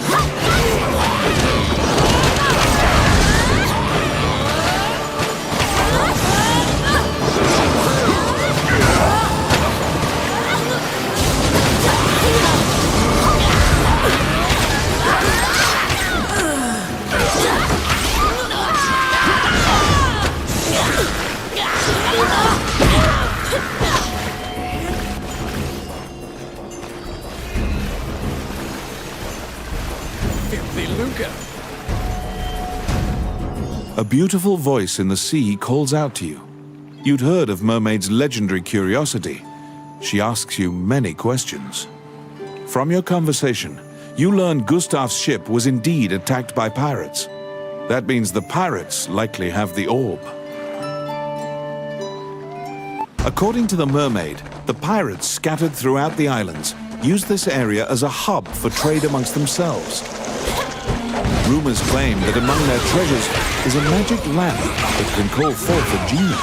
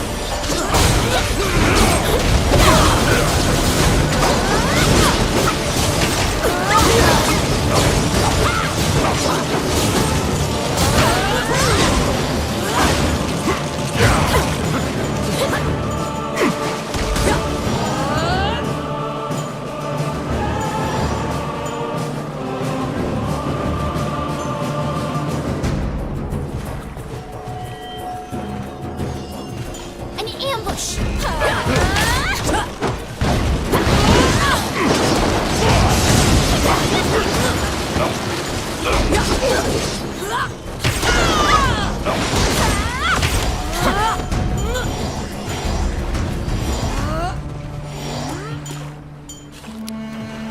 Let's see. Oh, yeah. They were being duplicitous. It was all a ruse. The pirates were spying on you the entire time.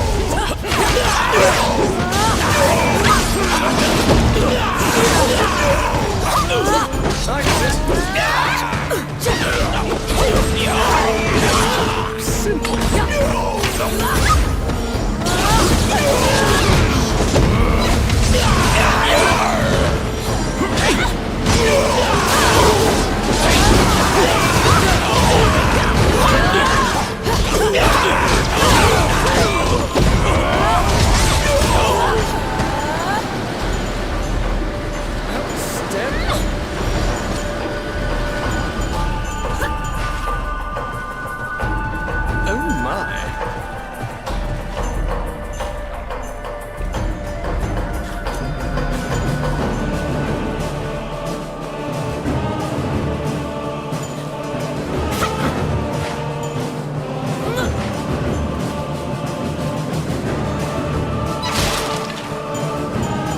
They're here.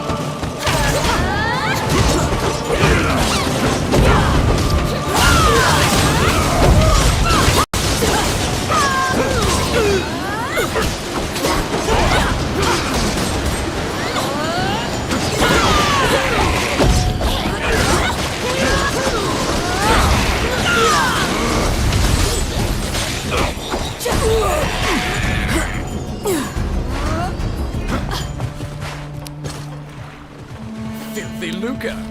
Let's see. Done. Outstanding.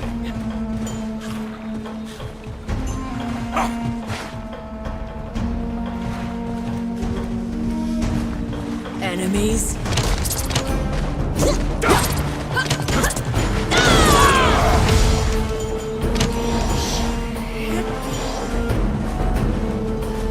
What?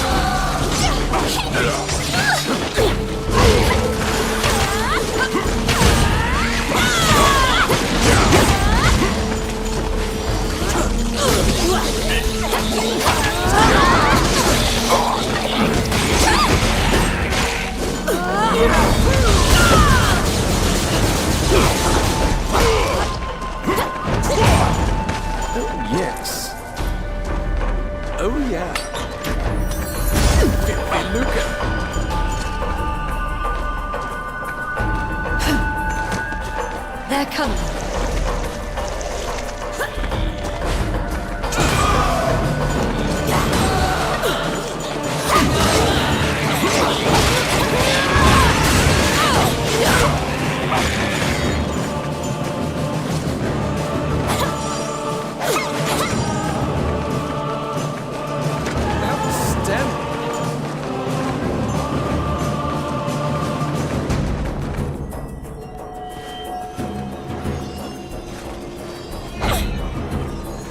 You've waltzed right into the pirates' den. They're coming to attack you.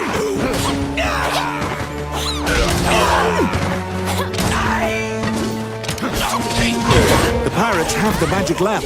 Your situation will turn quite dire if you don't take it from them.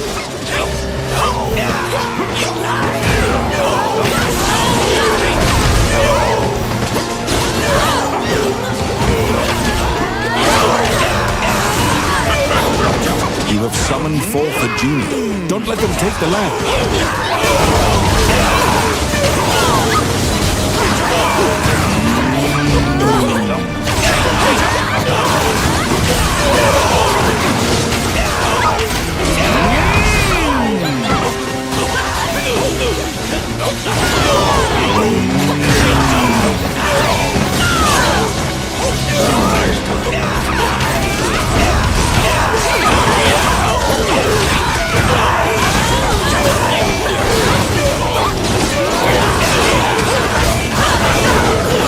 Has called the genie out.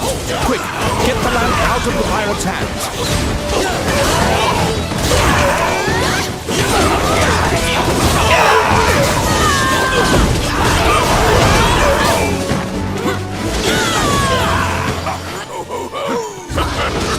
The pirate has called the genie out. Quick, get the lamp out of the pirate's hands. The magic lamp granted a wish and flew off. You find the orb stolen by the Prime Minister among the treasure the pirates left behind.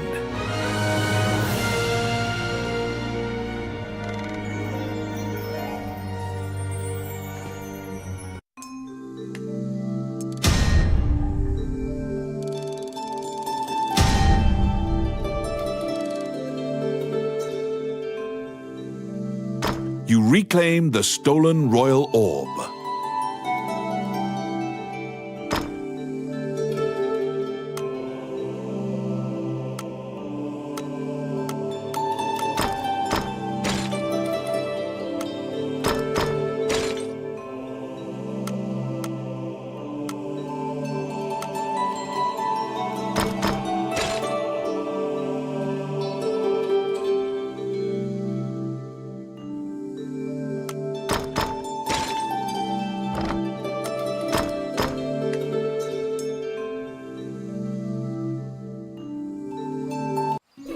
The orb you retrieved must be returned to the castle.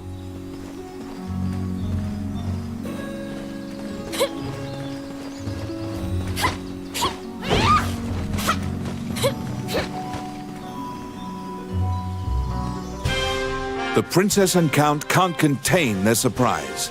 They'd already resigned themselves to the worst possible outcome. You've won a great deal of favor from the royal family. The princess smiles upon you, and Dean trusts you implicitly. The succession imbroglio has been dealt with. Once the king is buried and Parliament approves, Dean will succeed the king.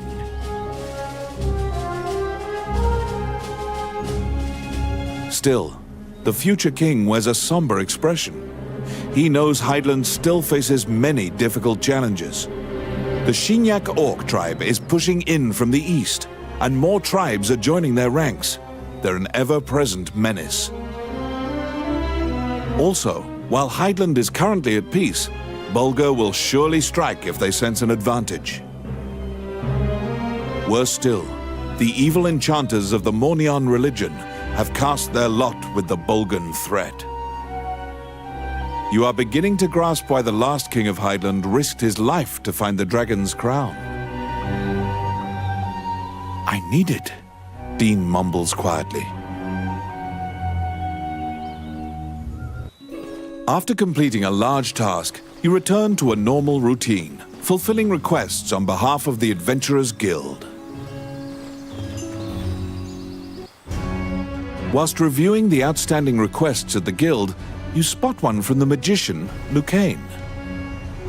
It is about rune magic, but since you don't know too much about the subject, you're not sure what is requested.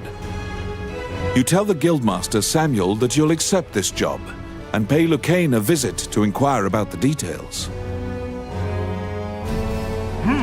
You're back. You have a request.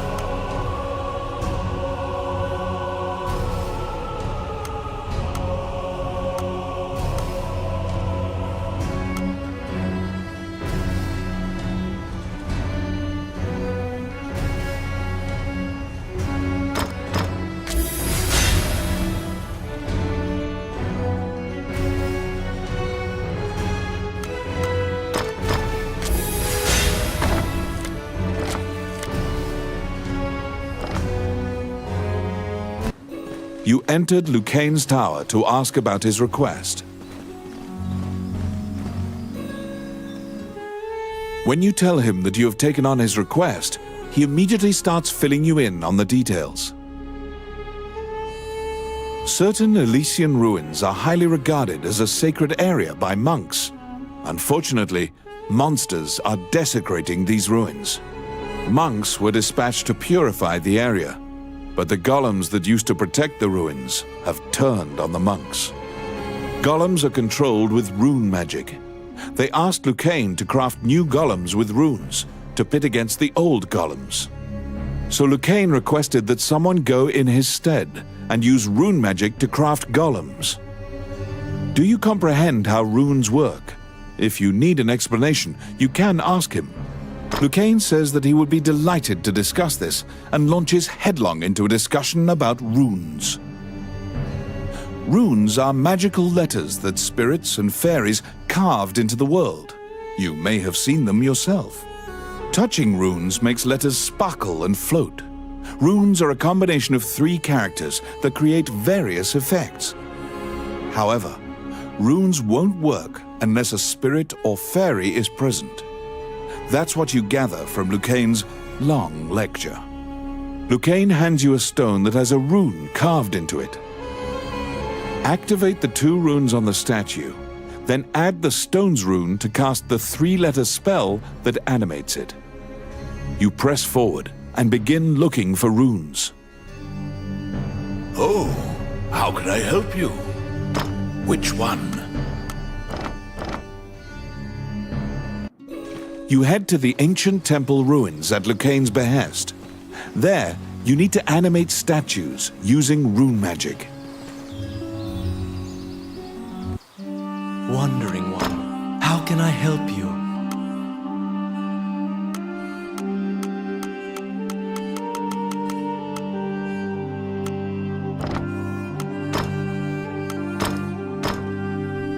May they rest in peace.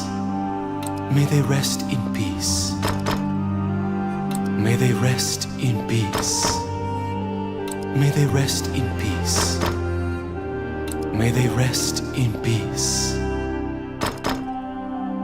May they rest in peace. May they rest in peace. May they rest in peace.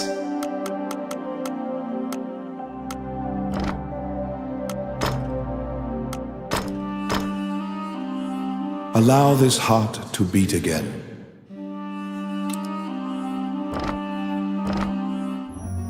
As you leave the temple, his rasp, you can give him a coin.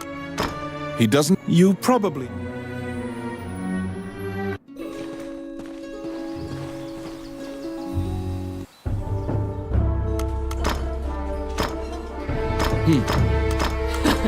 All right.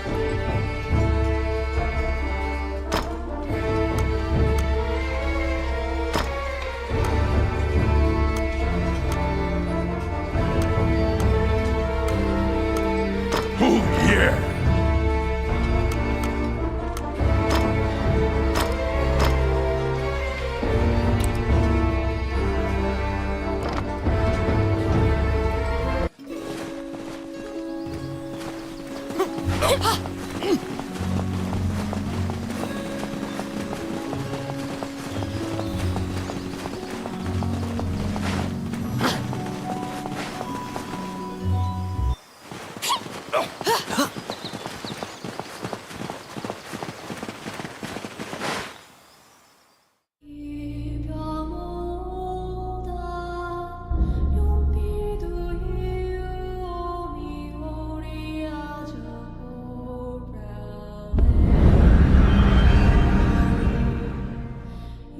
In the age of the gods, mankind built a giant tower in a sacred place in an attempt to reach the world of the gods. That arrogance angered the gods, and it is said that the entire city was leveled.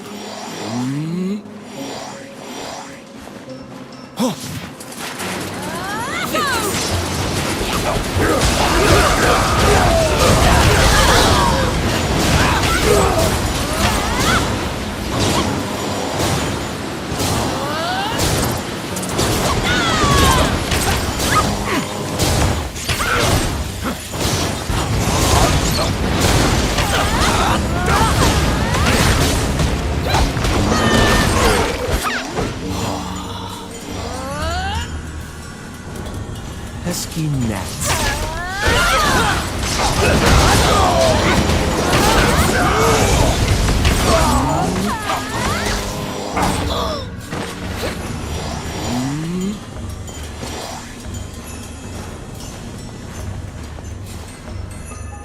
You meet a female warrior monk who was injured in the battle against the demons. She was sent to purify this sanctuary. To purify this area, the holy seal must be placed upon the altar of the temple. She cannot walk, so the task falls to you.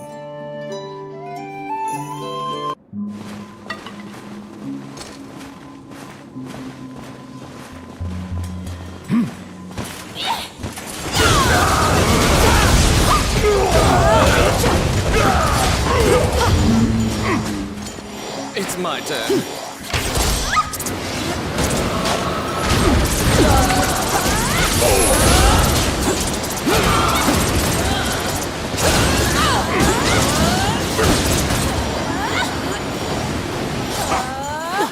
Oh, I can do that.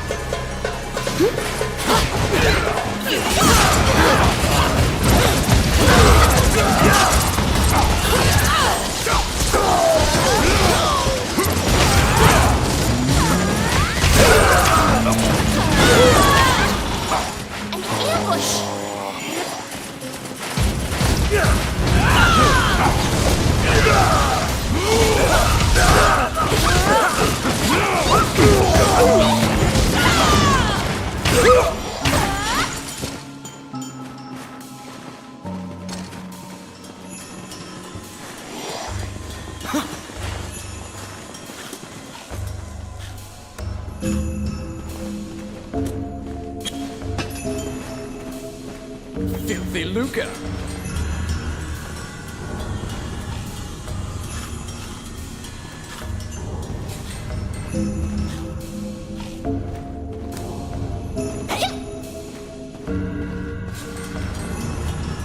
They're here.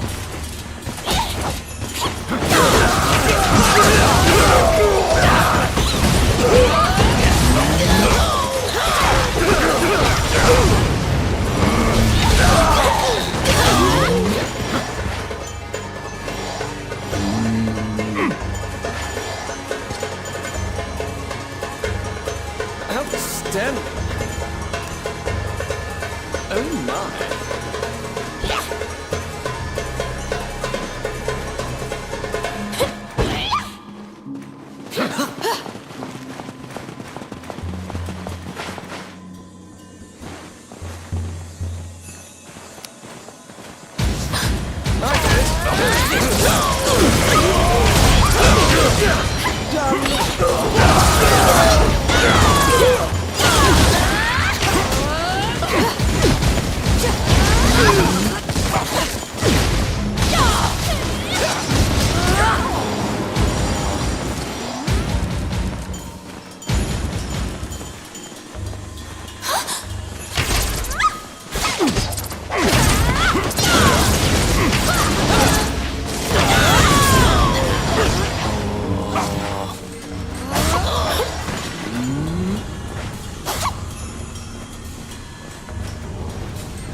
Oh, I can do that.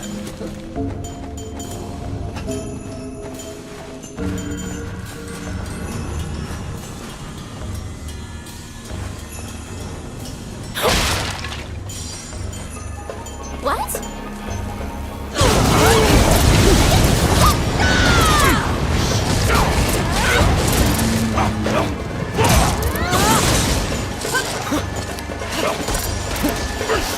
It's my turn.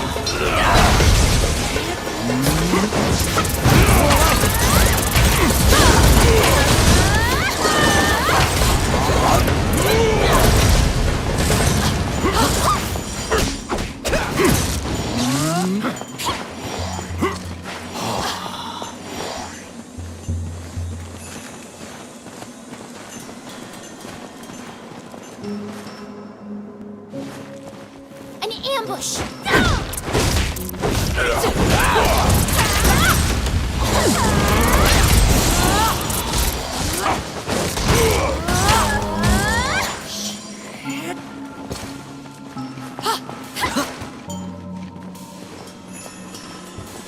They're coming.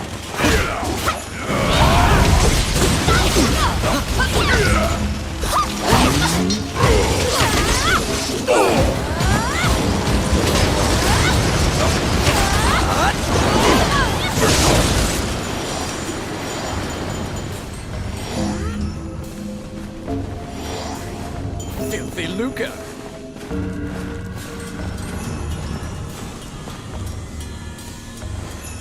Enemies!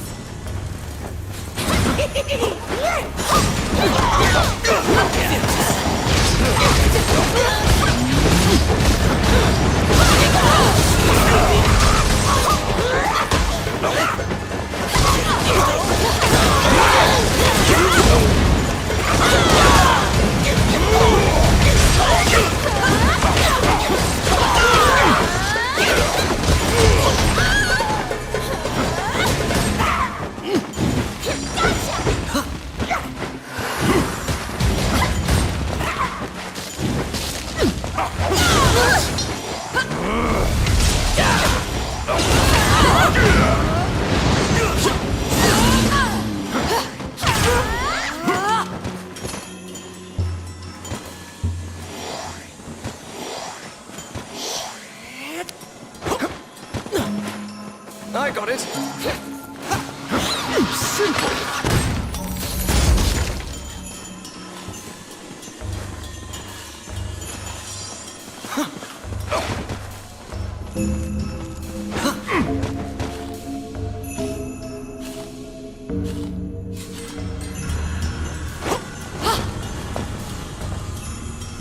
Do you still remember Lucane's lecture on rune activation?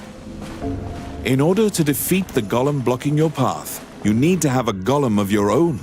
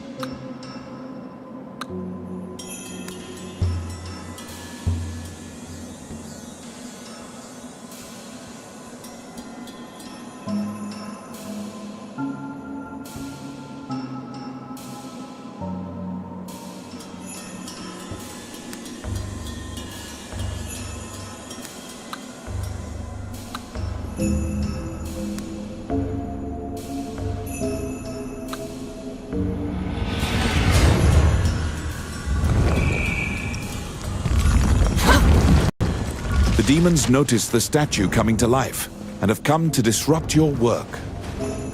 Protect your golem so that it does not get destroyed before it reaches the temple.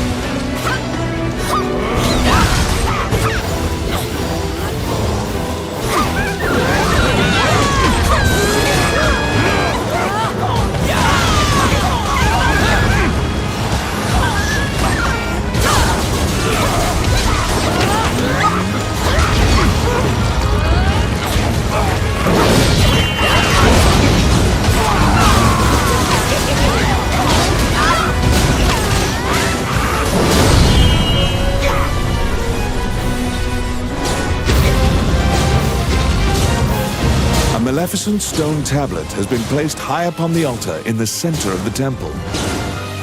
When you remove it and replace it with the Holy Seal, the ruins are purified with a blinding light.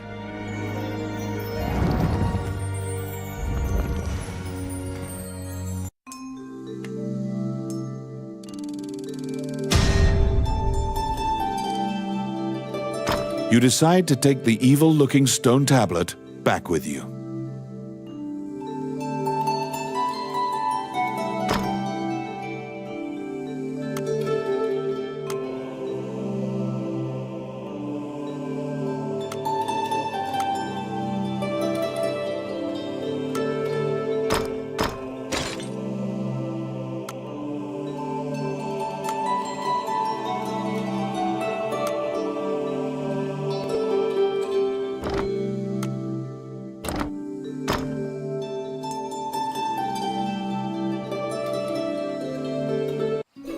You can feel unspeakable evil emanating from the stone tablet you removed from the altar. Perhaps Lucane should examine it.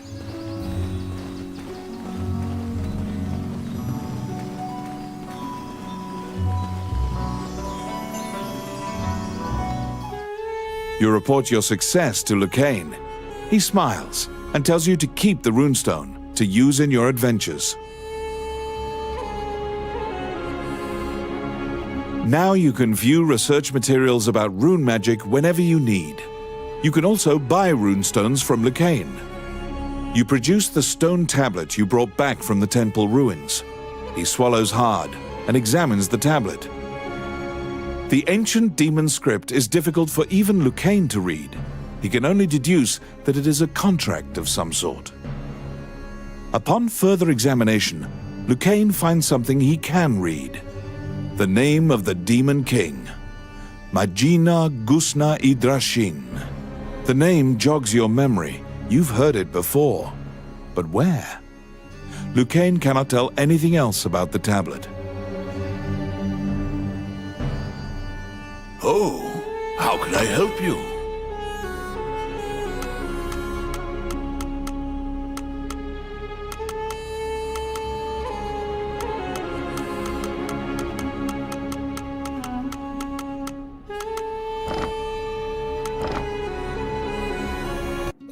The name of the Demon King, Majino Gusna Idrashin.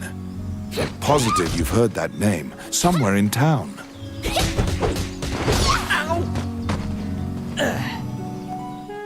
Oh, which one?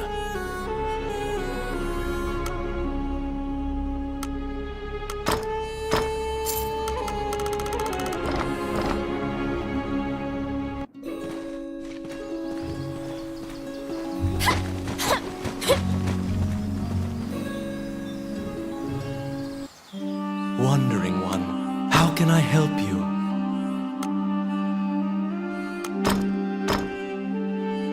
Allow this heart to beat again.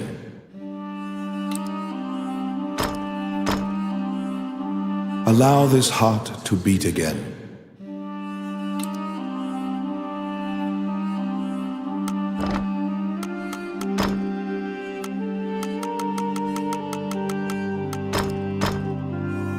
May they rest in peace. May they rest in peace. May they rest in peace. May they rest in peace. May they rest in peace. May they rest in peace. May they rest in peace.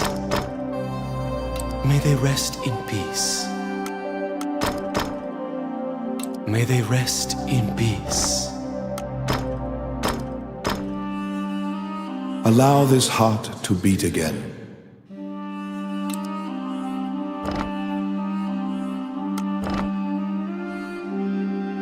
The old man grows excited when you walk by. He grabs the tablet. You now remember him mumbling the Demon King's name earlier. When you try to take the tablet back, the old man chants a spell. Instantly, the stone tablet crumbles to dust. You stand there, gobsmacked, when the old man thanks you in a calm, clear voice. He continues his story. We had obtained the crown of Elysia, known as the Dragon's Crown. However, it had no power to control the dragons. Those legends were myths to lionize the Elysian king. The crown in the ruins was merely decorative. However, I decided that I would infuse the crown with the power the legends spoke of. It would be my life's work. To do this, I would go to any lengths. I collaborated with shadowy cabals and sold my soul to the Demon King for power. Without the tablet, the crown's power will now vanish. The religion that used me cannot control the ancient dragons. The old man tells you in closing that he is the magician Wallace. In the next moment, he appears to melt into the air.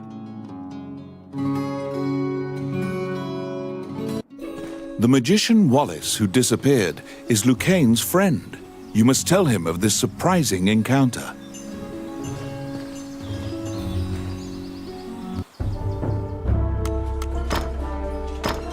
All right. Oh, yeah.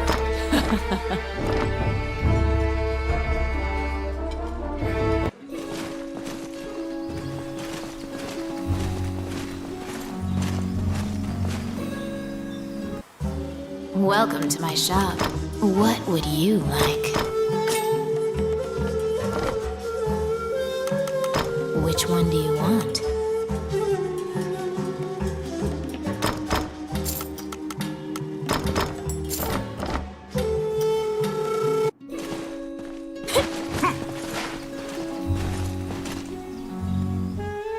You tell Lucane everything that transpired with Wallace, the tablet, and the dragon's crown. Lucane is listening intently to your story when he suddenly bolts upright. All of his lost memories have returned to him. It was Wallace who killed Lucane. He asked Lucane to come to the labyrinth so he could steal Lucane's black runestones. Those runestones are special runes that make a teleportation gate. They're said to be made by a fairy with ancient powers. Wallace was used to open a gate to the illusionary land. The ancient dragon sleeps there, a land the goddess sealed. The shadowy religion must have wanted to be able to control that giant dragon. They shared Wallace's goal. Even rumors of this organization having the power of dragons would be chaotic. You can't just hope it'll never be found. Lucane says that if the crown were to be anywhere, it would certainly be in the Mage's Tower. Mornion took over the Mage's Tower, likely because it housed many types of research, as well as Wallace's laboratory. Oh, how can I help you? You infiltrate the Mage's Tower to find the dragon's crown.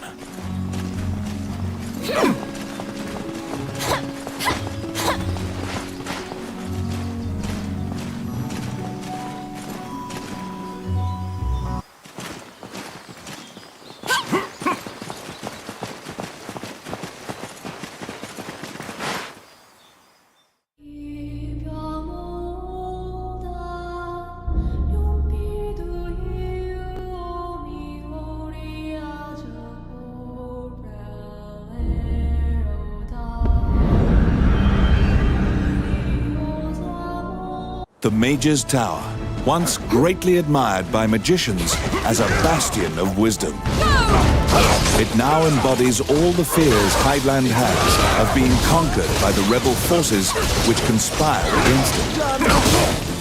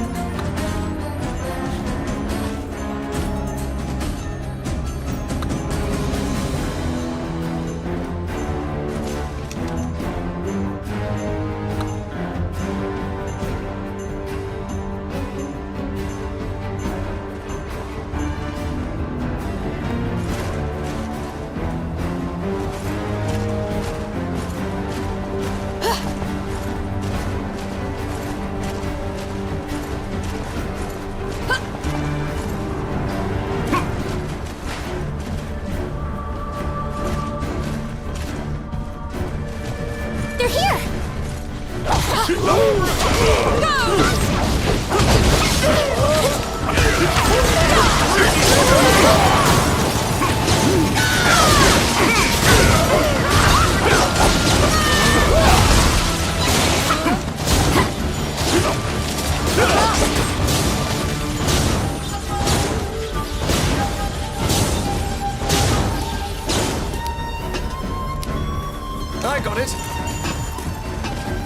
simple.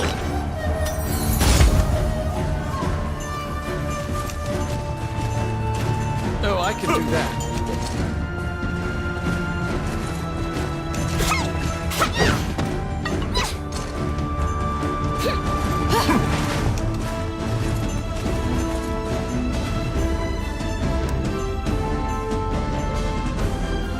A half-naked woman is lying in a dark corner, bound by a chain. Looking closer, you discover she's a kidnapped spirit. The followers of Mornion seem to be capturing as many spirits and fairies as they can find to power their rune magic. Rune magic gates have been opened many times in this tower, and the magicians are even traveling to the illusionary land. The spirit finishes her story with a bone-chilling revelation. They have awakened the ancient dragon. After freeing the spirit, you go into the room of one of the Mornion leaders. The leaders had already concealed themselves, sensing your presence in the tower.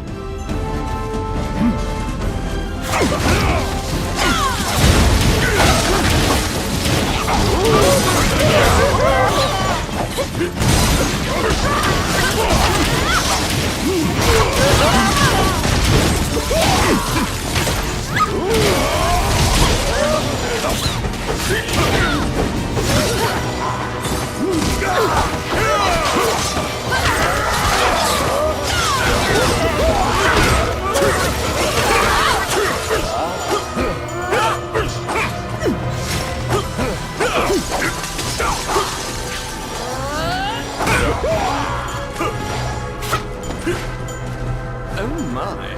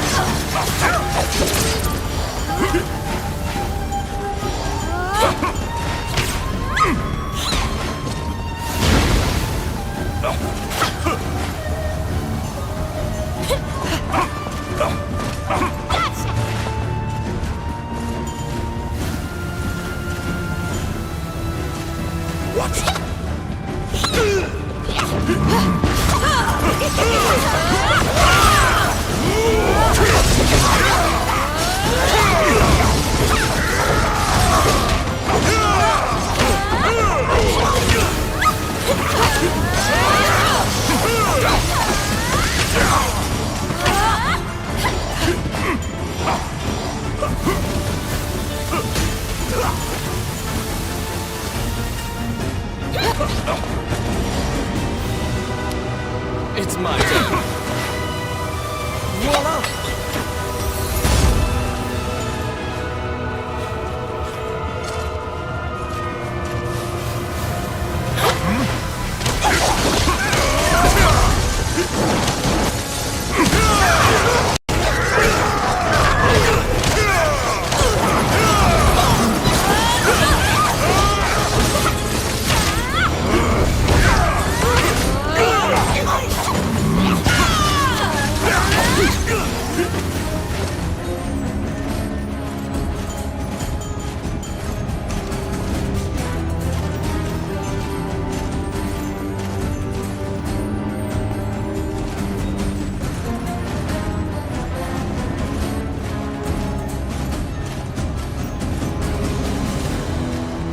The road ends here. Molten rock bars any further progress forward.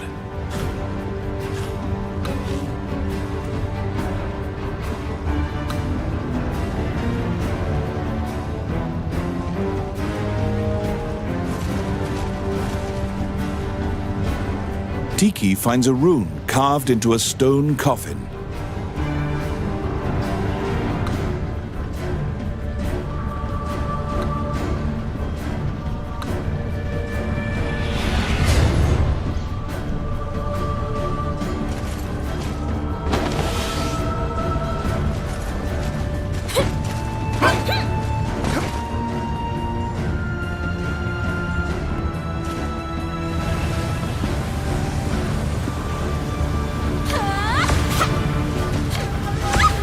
The molten lava attacks you as if it is alive. Steer the magic carpet and keep it from burning.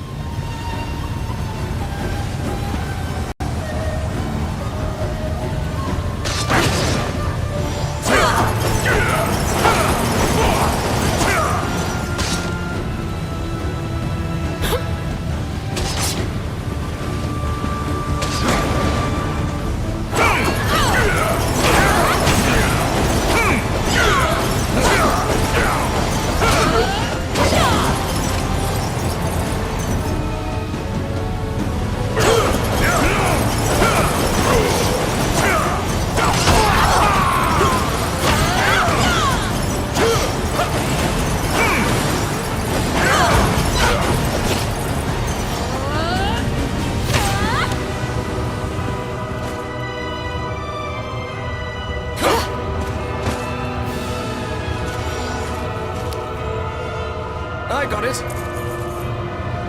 Simple.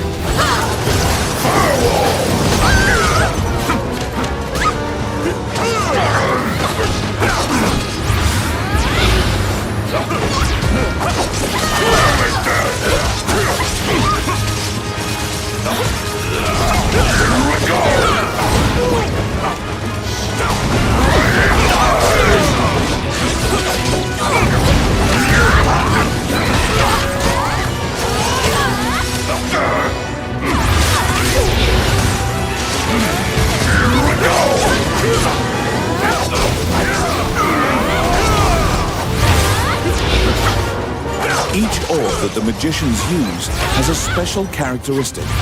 Look at the colors of the orbs. The Warlock has begun a high-level incantation. Beware.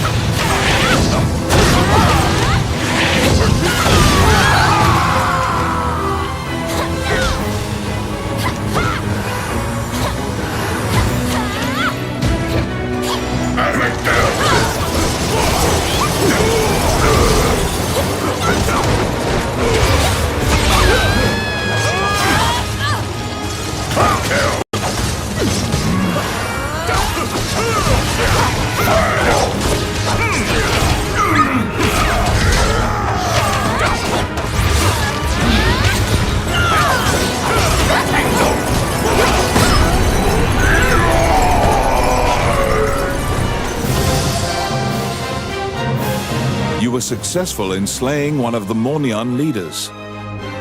However, you didn't find the dragon's crown inside the mage's tower.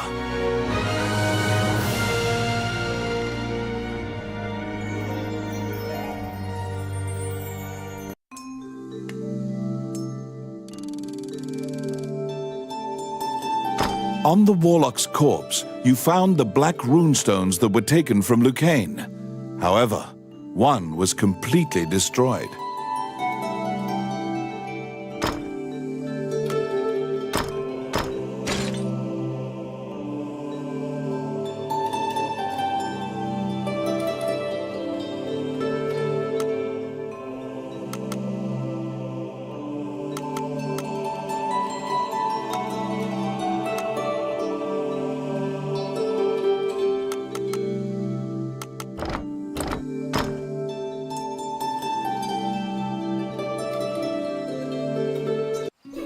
You must return the black runestones you acquired to Lucane.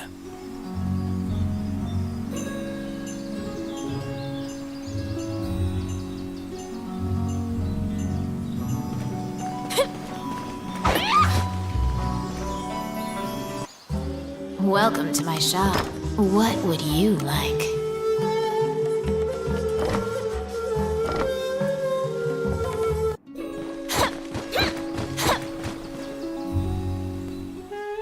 Lucane was quite worried about your safety and flashes a relieved smile when he sees you return.